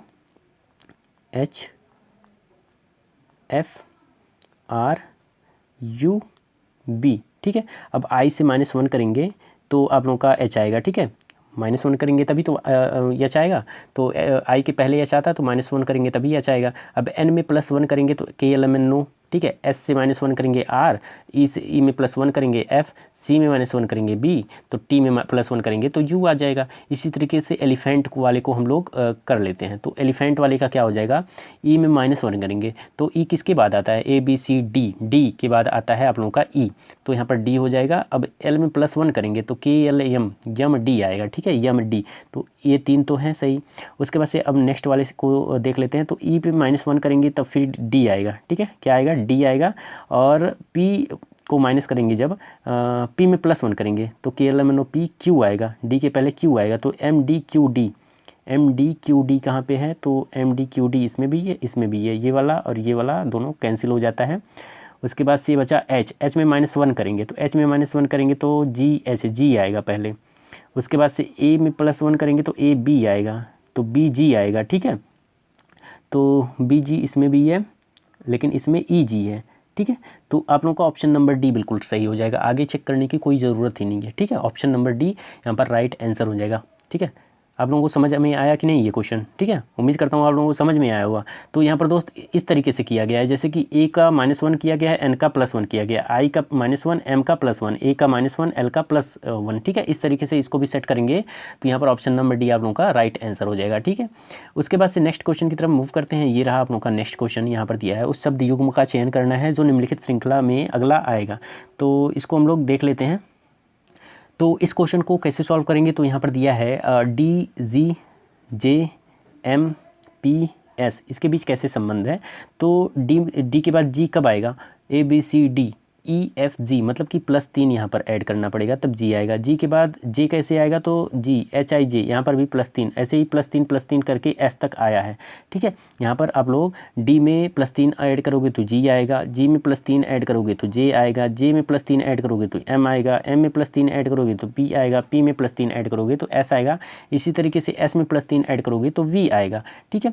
अब यहाँ पर नेक्स्ट वाला जो देखेंगे, अब अपोजिट चलेंगे। तो एच में अगर हम लोग +3 ऐड करेंगे, जी एच आई जे के, तो +3 ऐड करेंगे के आएगा, के में +3 ऐड करेंगे तो एन आएगा, एन में +3 ऐड करेंगे तो क्यू आएगा। यहाँ पर ऐसे चलता है। तो अब ऐसा कौन सा लेटर लें जिसमें +3 ऐड करने के बाद एच आए, तो आप लोगों का ई अगर ले रहे हो तो ई एफ जी एच, ई में अगर +3 ऐड करोगे तो यहाँ पर एच आएगा, ठीक है। तो वी के बाद आप लोगों का आ जाएगा ई, वी और ई। तो देखिए ऑप्शन में कहीं है तो ये वाला ऑप्शन नंबर डी आप लोगों का राइट आंसर होगा, ठीक है। उम्मीद करता हूँ ये क्वेश्चन समझ में आया होगा। ये भी आप लोगों का श्रृंखला वाला ही क्वेश्चन है। यहाँ पर कैसे इसको सॉल्व करेंगे, तो यहाँ पर आप लोग अगर देख पा रहे हुए तो ए बी सी डी, यहाँ पर भी ए में डी +3 ऐड किया है, D E F G H, A B C D, मतलब कि यहाँ पर +3 ऐड किया है और यहाँ पर +4 ऐड किया है। अब एच के बाद एन दिया है तो H, I J K L M N, G H, I J K L M N. और यहाँ पर अगर देख रहे होगे तो यहाँ पर दोस्त +6 ऐड किया है, A B C D E F G H, ठीक है। एन में वी यहाँ पर दिया है तो वी कैसे आएगा, K L M N O P Q R S T U V, यहाँ पर +8 ऐड किया है, ठीक है, बी सी डी, ठीक है, +8 यहाँ पर ऐड किया है। उसके बाद से वी के बाद एच है, तो वी के बाद आप लोगों का एच आ रहा है, तो डब्ल्यू एक्स वाई जेड ये 4 हो गया, ए बी सी डी 4, ये हो गया 8, ई एफ जी एच, मतलब कि यहाँ पर 4 थी, 12 ऐड कर दिया है एच। तो अब कैसे आएगा यार, यहाँ पर 4 दूना 8, 3 दूना 6, ठीक है, 3 दूना 6, 4 दूना 8। अब नेक्स्ट जो होगा वो 3 दूना 6, 6 दूना 12, अब की 12 बार में आएगा। तो एच के बाद में 12 जो है नंबर, 12वां नंबर कौन सा हो जाएगा उसको देख लेते हैं। तो यहाँ पर 8 ऐड किया था, 1 मिनट, 3 दूना 6, 4 दूना 8, उसके बाद यहाँ पर वी के बाद एच है, वी के बाद एच है, तो 4 इधर हो गया, 4 दूना 8, 4 3 12, यहाँ पर 12 है। इसको कैसे हम लोग सॉल्व करेंगे, तो यहाँ पर इस क्वेश्चन को कैसे सॉल्व करेंगे, यहाँ पर आप लोग देख सकते हो ऑप्शन में सब में वी है, तो पहले वाले को हम लोग नहीं काउंट करेंगे, ठीक है। तो सेकंड वाला जो लेटर है उसको हम लोग देखेंगे उसका पैटर्न। तो सी से जी तक अगर हम लोग जाएंगे तो सी में 4 + 4 करेंगे तब आप लोगों का जी आएगा। और जी से एम तक अगर हम लोग जाएंगे तो जी से एम तक जाने के लिए हम लोग 6 ऐड करना पड़ेगा तब जाके आप लोगों का यम आएगा। एम से हम लोग यू पर जाएंगे तो यू तक जाने के लिए आप लोग 8 ऐड करोगे प्लस 8 ऐड करोगे। यू से जी तक जाने के लिए आप लोगों को 12 ऐड करना पड़ेगा। जी से यू तक जाने के लिए आप लोगों को 14 ऐड करना पड़ेगा। इसी तरीके से यू से आप लोगों को नेक्स्ट पे जाने के लिए आप लोगों को 18 ऐड करना पड़ेगा। ठीक है, यहाँ पर 18। तो यहाँ पर डिफरेंस अगर देख रहे हो तो 4 और 6 के बीच 2 का, 6 और 8 के बीच 2 का। ठीक है, उसके बाद से यहाँ पर 2 का है। उसके बाद से 8 और 12 के बीच देखेंगे तो 4 का, 12 और 14 के बीच देखेंगे तो 2 का है। उसके बाद से यहाँ पर 4 का था। उसके बाद से यहाँ पर 14 और 18 के बीच देखेंगे तो 4 का है। ठीक, तो आप लोगों का 4 का होगा। ओके, 2 2 4 2 4। तो यहाँ पर 14 और 18 जब हम लोग ऐड करेंगे, यू में 18 ऐड करेंगे तो आप लोगों का जो आने वाला है वो यम आएगा। तो यहाँ पर ऑप्शन नंबर सी जो दिख रहा है ये आप लोगों का बिल्कुल राइट आंसर हो जाएगा। नेक्स्ट क्वेश्चन ये भी हम लोग सॉल्व करेंगे, ये आप लोग सॉल्व करिएगा। ठीक है, ये मैं आप लोगों के ऊपर छोड़ रहा हूँ, इसको आप लोग सॉल्व करिएगा। ठीक है, और आप लोग कमेंट में ज़रूर बताइएगा इसका आंसर जो क्या है, इसका आंसर क्या होगा। ओके, उसके बाद से नेक्स्ट क्वेश्चन ये रहा, इसको मैं सॉल्व कर दे रहा हूँ। तो ये क्वेश्चन कैसे सॉल्व करेंगे हम लोग, तो इसको हम लोग पैटर्न यहाँ पर प्रश्नवाचक चिन्ह की जगह पर क्या आएगा। तो यहाँ पर अगर आप लोग देख पा रहे हुए तो सी के बाद ई है तो सी डी ई मतलब कि 2 यहाँ पर जोड़ा गया है। ई के बाद जी है तो यहाँ पर भी 2 जोड़ा गया है। जी के बाद आई है तो यहाँ पर जी एच आई यहाँ पर भी +2 किया गया है। आई के बाद के है तो के में भी +2 किया गया है। इसी तरीके से के के बाद +2 का ऐड करेंगे तो एम आएगा। तो एम वाला देखिए कहाँ पे है, तो एम वाला 3 में है, ये। और यहाँ पर अगर आप लोग क्लियरली देख पा रहे हो तो होगे तो सी का कोड 3 किया गया, मतलब कि सी का नंबर जो होता है 3 होता है, ई का 5, तो उसी के अनुसार दिया है। तो एम का नंबर 13 होता है। तो यहाँ पर 2 ऑप्शन में आप लोगों को दिख रहा होगा, तो 2 ऑप्शन दिख रहा है। अब इसको एलिमिनेट कैसे करेंगे, सी और डी में से। तो अब हम लोग फर्स्ट वाले से देखेंगे। तो यहाँ पर फर्स्ट वाला दिया है ओ के बाद क्यू है, तो मतलब ओ में +2 किया है तब क्यू आया है। क्यू के बाद एस है तो यहाँ पर भी +2 किया है। तो यहाँ पर ऐसा कौन सा नंबर हो, यहाँ पर कौन सा लेटर हो जिसमें +2 करने के बाद ओ आए। तो हम लोग यहाँ पर लेंगे KLMNO, एम लेंगे, यम में +2 ऐड करेंगे तभी तो ओ आएगा। ठीक है, तो एम वाला आप लोगों का राइट आंसर हो जाएगा, मतलब कि डी, यहाँ पर डी वाला ऑप्शन राइट होगा। नेक्स्ट क्वेश्चन ये रहा, यहाँ दिया है अक्षरों और संख्याओं की निम्नलिखित श्रृंखला के संख्याओं की गिनती और स्वरों की गिनती के बीच का अंतर क्या है। मतलब अक्षरों और संख्याओं की निम्नलिखित श्रृंखला में संख्याओं की गिनती और स्वरों की गिनती के बीच क्या अंतर है।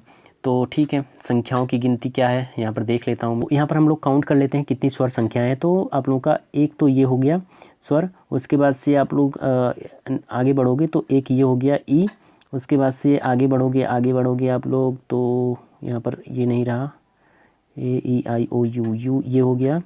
और आगे जैसे ही आप लोग बढ़ोगे तो ओ हो जाएगा और आई हो जाएगा। ठीक है, तो टोटल 5 हैं। तो यही आप लोगों का राइट आंसर हो जाएगा, ऑप्शन नंबर बी। 89 का आप लोगों का बी आप लोगों का बिल्कुल राइट आंसर होगा। नेक्स्ट क्वेश्चन ये आप लोगों का बोर्ड मॉस से रिलेटेड क्वेश्चन है, मतलब कि प्लस को भागा और माइनस को गुणे करते हैं। तो यहाँ पर निम्नलिखित में से समीकरण प्रतिमान क्या होगा। ठीक है, प्लस को भागा कर लेते हैं, यहाँ पर भागा कर लेते हैं, और यहाँ पर माइनस को गुणे करते हैं, तो यहाँ पर इसको गुणे कर देते हैं, माइनस को गुणे से अच्छा ये ऐसे दिया है क्वेश्चन। तो प्लस को भागे से हम लोग यहाँ पर इसको प्लस यहाँ पर भागा करेंगे और इसको प्लस करेंगे और इसको माइनस करेंगे, इसको गुणे करेंगे। ठीक है, अब हम लोग पहले क्या करते हैं, बोर्ड मास में पहले हम लोग भाग करते हैं। तो 4 से 16 बार में यहाँ पर 8 बार में 4 बटे 32 ये जाएगा, 8 हो जाएगा। और यहाँ पर +3 है तो 3 दूना आप लोगों का यहाँ पर 5 दूना 10। ठीक है, 3 और माइनस यहाँ पर 5 दूना 10, मतलब इसको करेंगे तो 10 हो जाएगा। और 10 8 18 8 9 10 11 माइनस 10 करेंगे, 11 माइनस 10 तो आप लोगों का आ जाएगा ऑप्शन नंबर बी, एक वाला आप लोगों का राइट आंसर हो जाएगा। ठीक है, इस क्वेश्चन का option number B. Next question ये रहा आप लोगों का, यहाँ पर दिया है तो इसका जो आंसर है वो मैं केवल बता दे रहा हूँ। ठीक है, 91 का जो राइट आंसर हो जाएगा 91 का वो हो जाएगा ऑप्शन नंबर सी। ठीक है, मतलब कि यहाँ पर आप लोगों को x y 2 धनात्मक पूर्णांक, तो x का मान क्या होगा ये दिया है। चलिए सॉल्व भी कर लेता हूँ मैं। यदि x और y 2 धनात्मक पूर्णांक है तो x का मान क्या होगा। तो ठीक है, यहाँ पर 2 धनात्मक पूर्णांक है तो x + 2y - 14 होगा ना, x - 2। तो यहाँ पर दिया है फर्स्ट जो है x का मान प्राप्त करने के लिए केवल समीकरण 1 पर्याप्त है। तो x का मान प्राप्त करना है हमको, तो यहाँ पर केवल एक ही, यहाँ पर हाँ केवल एक ही से हम लोग निकाल सकते हैं। ठीक है, यहाँ पर जो आप लोगों का 91 है वो आप लोगों का 91 का यहाँ पर आप लोगों का एक्स का मान प्राप्त करने के लिए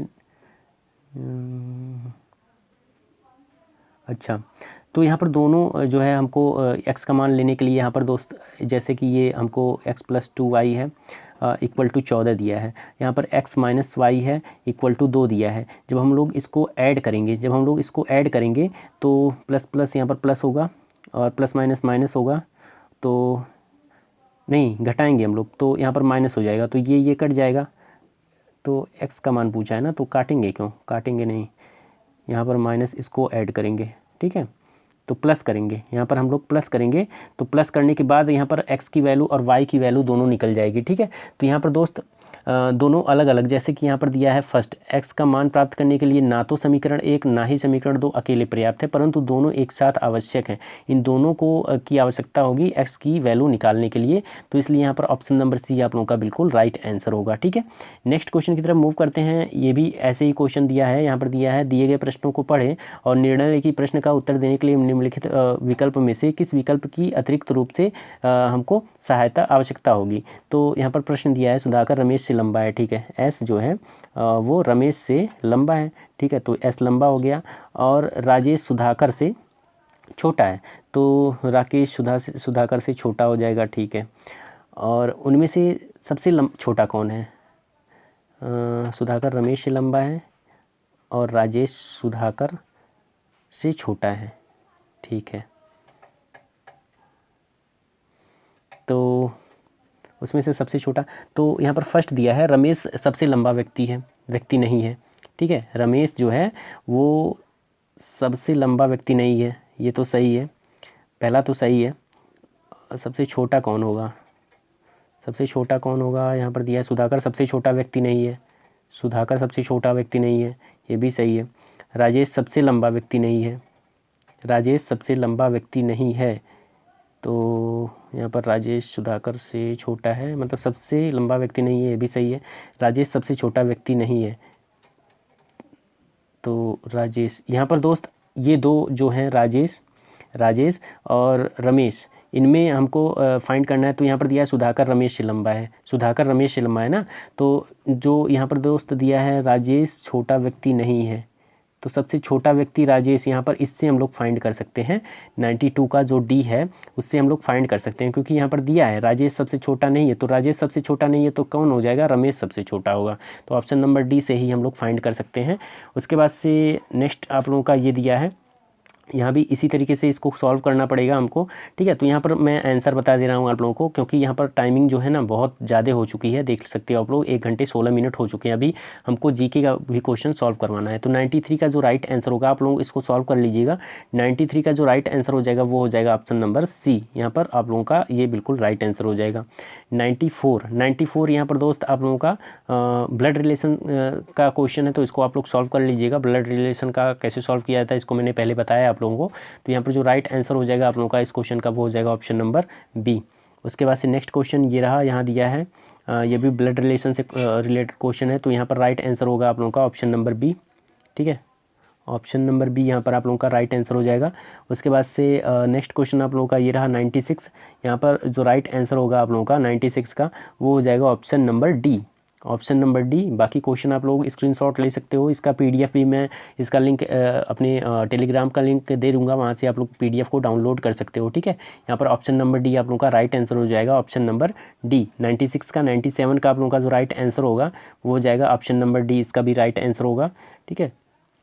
उसके बाद से 98 का जो राइट आंसर हो जाएगा दोस्त वो हो जाएगा आप लोगों का 98 का ऑप्शन नंबर बी, ठीक है। ये आप लोगों का दीपांकर दीपक से कुछ स्थान पीछे खड़ा है, ये आप लोगों का राइट आंसर होगा। नेक्स्ट क्वेश्चन 99 है, तो ये दोस्त इसका जो राइट आंसर होगा वो हो जाएगा आप लोगों का ऑप्शन नंबर डी, इसका भी हो जाएगा, ठीक है। सभी मूल्य की नोट की कुल संख्या 200 है। उसके बाद से नेक्स्ट आप लोगों का 100 है, तो इसका जो राइट आंसर होगा, लास्ट क्वेश्चन जो रीजनिंग का है, इसका जो राइट आंसर होगा वो हो जाएगा option number C, option number C, ये AC से 16 वर्ष बड़ा है, ये आप लोगों का राइट आंसर होगा। ठीक है, तो यहाँ पर टोटल आप लोगों के रीजनिंग के जो 50 क्वेश्चन थे उसको मैंने यहाँ पर सॉल्व करवाया। जो लास्ट के यहाँ पर बचे 5-6 क्वेश्चन थे उसको मैंने सॉल्व इसलिए नहीं करवाया ताकि यहाँ पर जो वीडियो है उसमें GK का भी क्वेश्चन आ जाए। यहाँ पर वीडियो बहुत लंबा बन रहा है, बाकी इन सब क्वेश्चन को आप लोग सॉल्व कर लीजिएगा। ठीक है, बाकी यहाँ पर पॉज करके आप लोग स्क्रीनशॉट लेके उस क्वेश्चन को सॉल्व करके और उन सभी आंसर का जो है मैंने आंसर बताया उसको कितने लोग सही किए हो कमेंट में ज़रूर बताइएगा। ठीक है, उसके बाद से नेक्स्ट क्वेश्चन जो है सेक्शन आप लोगों का सामान्य जानकारी से है, इसको हम लोग सॉल्व कर लेते हैं। तो यहाँ पर मैं केवल आंसर बताऊँगा इसका। ठीक है, सामान्य जानकारी का। तो यहाँ पर 101 का जो है आप लोगों का 101 का जो यहाँ पर राइट आंसर हो जाएगा वो हो जाएगा ऑप्शन नंबर बी। उसके बाद से यहाँ पर 102 वाला जो है यहाँ पर आप लोगों का मैं पर्टिकुलर एक अलग वीडियो लाऊंगा जिसमें GK सेक्शन से जो क्वेश्चन है उसको सॉल्व करवाऊंगा। ठीक है, इसी पेपर कोड का। तो यहाँ पर मैं आंसर बता दे रहा हूँ, उसके बाद से उसमें पूरी तरीके से एक्सप्लेन करूँगा। ठीक है, तो उस वीडियो से आप लोग उस चीज़ को क्लियर कर लोगे। तो 102 का आप लोगों का हो जाएगा बी, ऑप्शन नंबर बी। उसके बाद से 103 का आप लोगों का हो जाएगा option number A, dart matrix. ठीक है, डार्ट मैट्रिक्स हो जाएगा। उसके बाद से 104 का आप लोगों का हो जाएगा option number B, fax machine. उसके बाद से 105 का आप लोगों का होगा option number D, Victoria Memorial. उसके बाद से 106 का आप लोगों का हो जाएगा 106 का हो जाएगा ऑप्शन नंबर सी, उत्तर प्रदेश में मुरादाबाद। उसके बाद से 107 का आप लोगों का हो जाएगा ऑप्शन नंबर ए। फिर से आप लोगों का 108 का होगा ऑप्शन नंबर ए। ठीक है, ऑप्शन नंबर ए, चरकुला नृत्य। उसके बाद से 109 का होगा आप लोगों का यहाँ पर ऑप्शन नंबर बी, FDI। उसके बाद से 110 का होगा option number B, option number B. उसके बाद से 111 का हो जाएगा ऑप्शन नंबर बी, 111 का ऑप्शन नंबर बी होगा। उसके बाद से 112 का हो जाएगा आप लोगों का ऑप्शन नंबर 112 का हो जाएगा ऑप्शन नंबर डी। उसके बाद से 113 का हो जाएगा आप लोगों का 113 का होगा ऑप्शन नंबर ए। ठीक है, वर्षाजनक। उसके बाद से 114 का हो जाएगा ऑप्शन नंबर डी, समुद्रगुप्त। 115 का होगा आप लोगों का 115 का हो जाएगा ऑप्शन नंबर सी, उपशाका पित्का। उसके बाद से 116 का हो जाएगा ऑप्शन नंबर डी। उसके बाद से 117 का होगा आप लोगों का ऑप्शन नंबर डी, 117 का होगा ऑप्शन नंबर डी। उसके बाद से यहाँ पर 118 अगर मैं बात करूँ 118 का हो जाएगा ऑप्शन नंबर बी। उसके बाद से 119 का हो जाएगा ऑप्शन नंबर बी। 120 का होगा आप लोगों का ऑप्शन नंबर डी, भूकंप। उसके बाद से अगर नेक्स्ट मैं बात करूँ, नेक्स्ट आप लोगों का 121 है, तो 121 का हो जाएगा आप लोगों का ऑप्शन नंबर बी, 24। और 122 का हो जाएगा आप लोगों का ऑप्शन नंबर ए। उसके बाद से 123 का हो जाएगा ऑप्शन नंबर सी। 124 का होगा आप लोगों का ऑप्शन नंबर डी। 125 का हो जाएगा ऑप्शन नंबर ए, बुल्गारिया। उसके बाद से 126 का आप लोगों का हो जाएगा option number B, Bangladesh, cricket से संबंधित है। 127 है आप लोगों का 127 का हो जाएगा ऑप्शन नंबर सी। उसके बाद से 128 है 128 का हो जाएगा ऑप्शन नंबर डी। 129 है 129 का हो जाएगा ऑप्शन नंबर ए। 130 का हो जाएगा आप लोगों का ऑप्शन नंबर बी, यहाँ पर एग्री उड़ान। उसके बाद से 131 है 131 का हो जाएगा ऑप्शन नंबर डी। ठीक है, 31 का हो जाएगा ऑप्शन नंबर डी। उसके बाद से 132 है 132 का आप लोगों का हो जाएगा ऑप्शन नंबर बी। उसके बाद से 133 है 133 का हो जाएगा ऑप्शन नंबर बी। ठीक है, उसके बाद से आप लोगों का नेक्स्ट जो है आप लोगों का 134 है 134 का हो जाएगा ऑप्शन नंबर सी। उसके बाद से 135 का आप लोगों का हो जाएगा ऑप्शन नंबर डी। उसके बाद से 136 का आप लोगों का होगा 136 का हो जाएगा ऑप्शन नंबर ए। 136 का ऑप्शन नंबर ए हो जाएगा। 137 का हो जाएगा आप लोगों का ऑप्शन नंबर सी। उसके बाद से 138 का हो जाएगा ऑप्शन नंबर डी। उसके बाद से 139 का होगा आप लोगों का ऑप्शन नंबर ए। 140 का होगा आप लोगों का ऑप्शन नंबर सी। ठीक, उसके बाद से 141 यहाँ पर बढ़ेंगे तो ए हो जाएगा। बी 142 अगर देखेंगे तो 142 का डी होगा। 143 का आप लोगों का हो जाएगा ऑप्शन नंबर ए। 144 का हो जाएगा आप लोगों का ऑप्शन नंबर ए। उसके बाद से 145 का होगा 145 का होगा ऑप्शन नंबर डी। ठीक है, ऑप्शन नंबर डी सही हो जाएगा। 146 का आप लोगों का हो जाएगा ऑप्शन नंबर डी, इसका भी होगा। 147 का आप लोगों का जो असंगत मैच यहाँ पर पहचान करना है तो 147 का हो जाएगा ऑप्शन नंबर डी। उसके बाद से 148 का आप लोगों का हो जाएगा ऑप्शन नंबर डी। ठीक है, ये हो जाएगा ऑप्शन नंबर डी। 149 का हो जाएगा आप लोगों का ऑप्शन नंबर सी। और 150 का जो लास्ट क्वेश्चन है उसका हो जाएगा option number D, broken wing Indira Gandhi. ठीक है, ये आप लोगों का राइट आंसर हो जाएगा। तो यहाँ पर दोस्त 50 क्वेश्चन जो आप लोगों के थे जीके सेक्शन से, उसका मैंने केवल आंसर बताया है। और बाकी अगर आप लोग कहोगे कमेंट में तो मैं इसका एक्सप्लेन वाला जो वीडियो है एक्सप्लेनेशन सहित, उसको मैं अलग वीडियो में आप लोगों को प्रोवाइड करवा दूंगा। ठीक है, तो यहाँ पर टोटल मैंने जितने भी क्वेश्चन थे उसको 150 क्वेश्चन को सॉल्व करवाया। तो उम्मीद करता हूँ आप लोगों को ये वीडियो अच्छी लगी होगी। तो अगर वीडियो अच्छी लगी हो तो वीडियो को लाइक कर दीजिए, और चैनल पर अगर आप लोग नए हैं तो चैनल को सब्सक्राइब कर दीजिए। ओके, तो चलिए मिलते हैं अगले वीडियो में नेक्स्ट टॉपिक के साथ, नेक्स्ट पेपर के साथ। तब तक के लिए दोस्त धन्यवाद।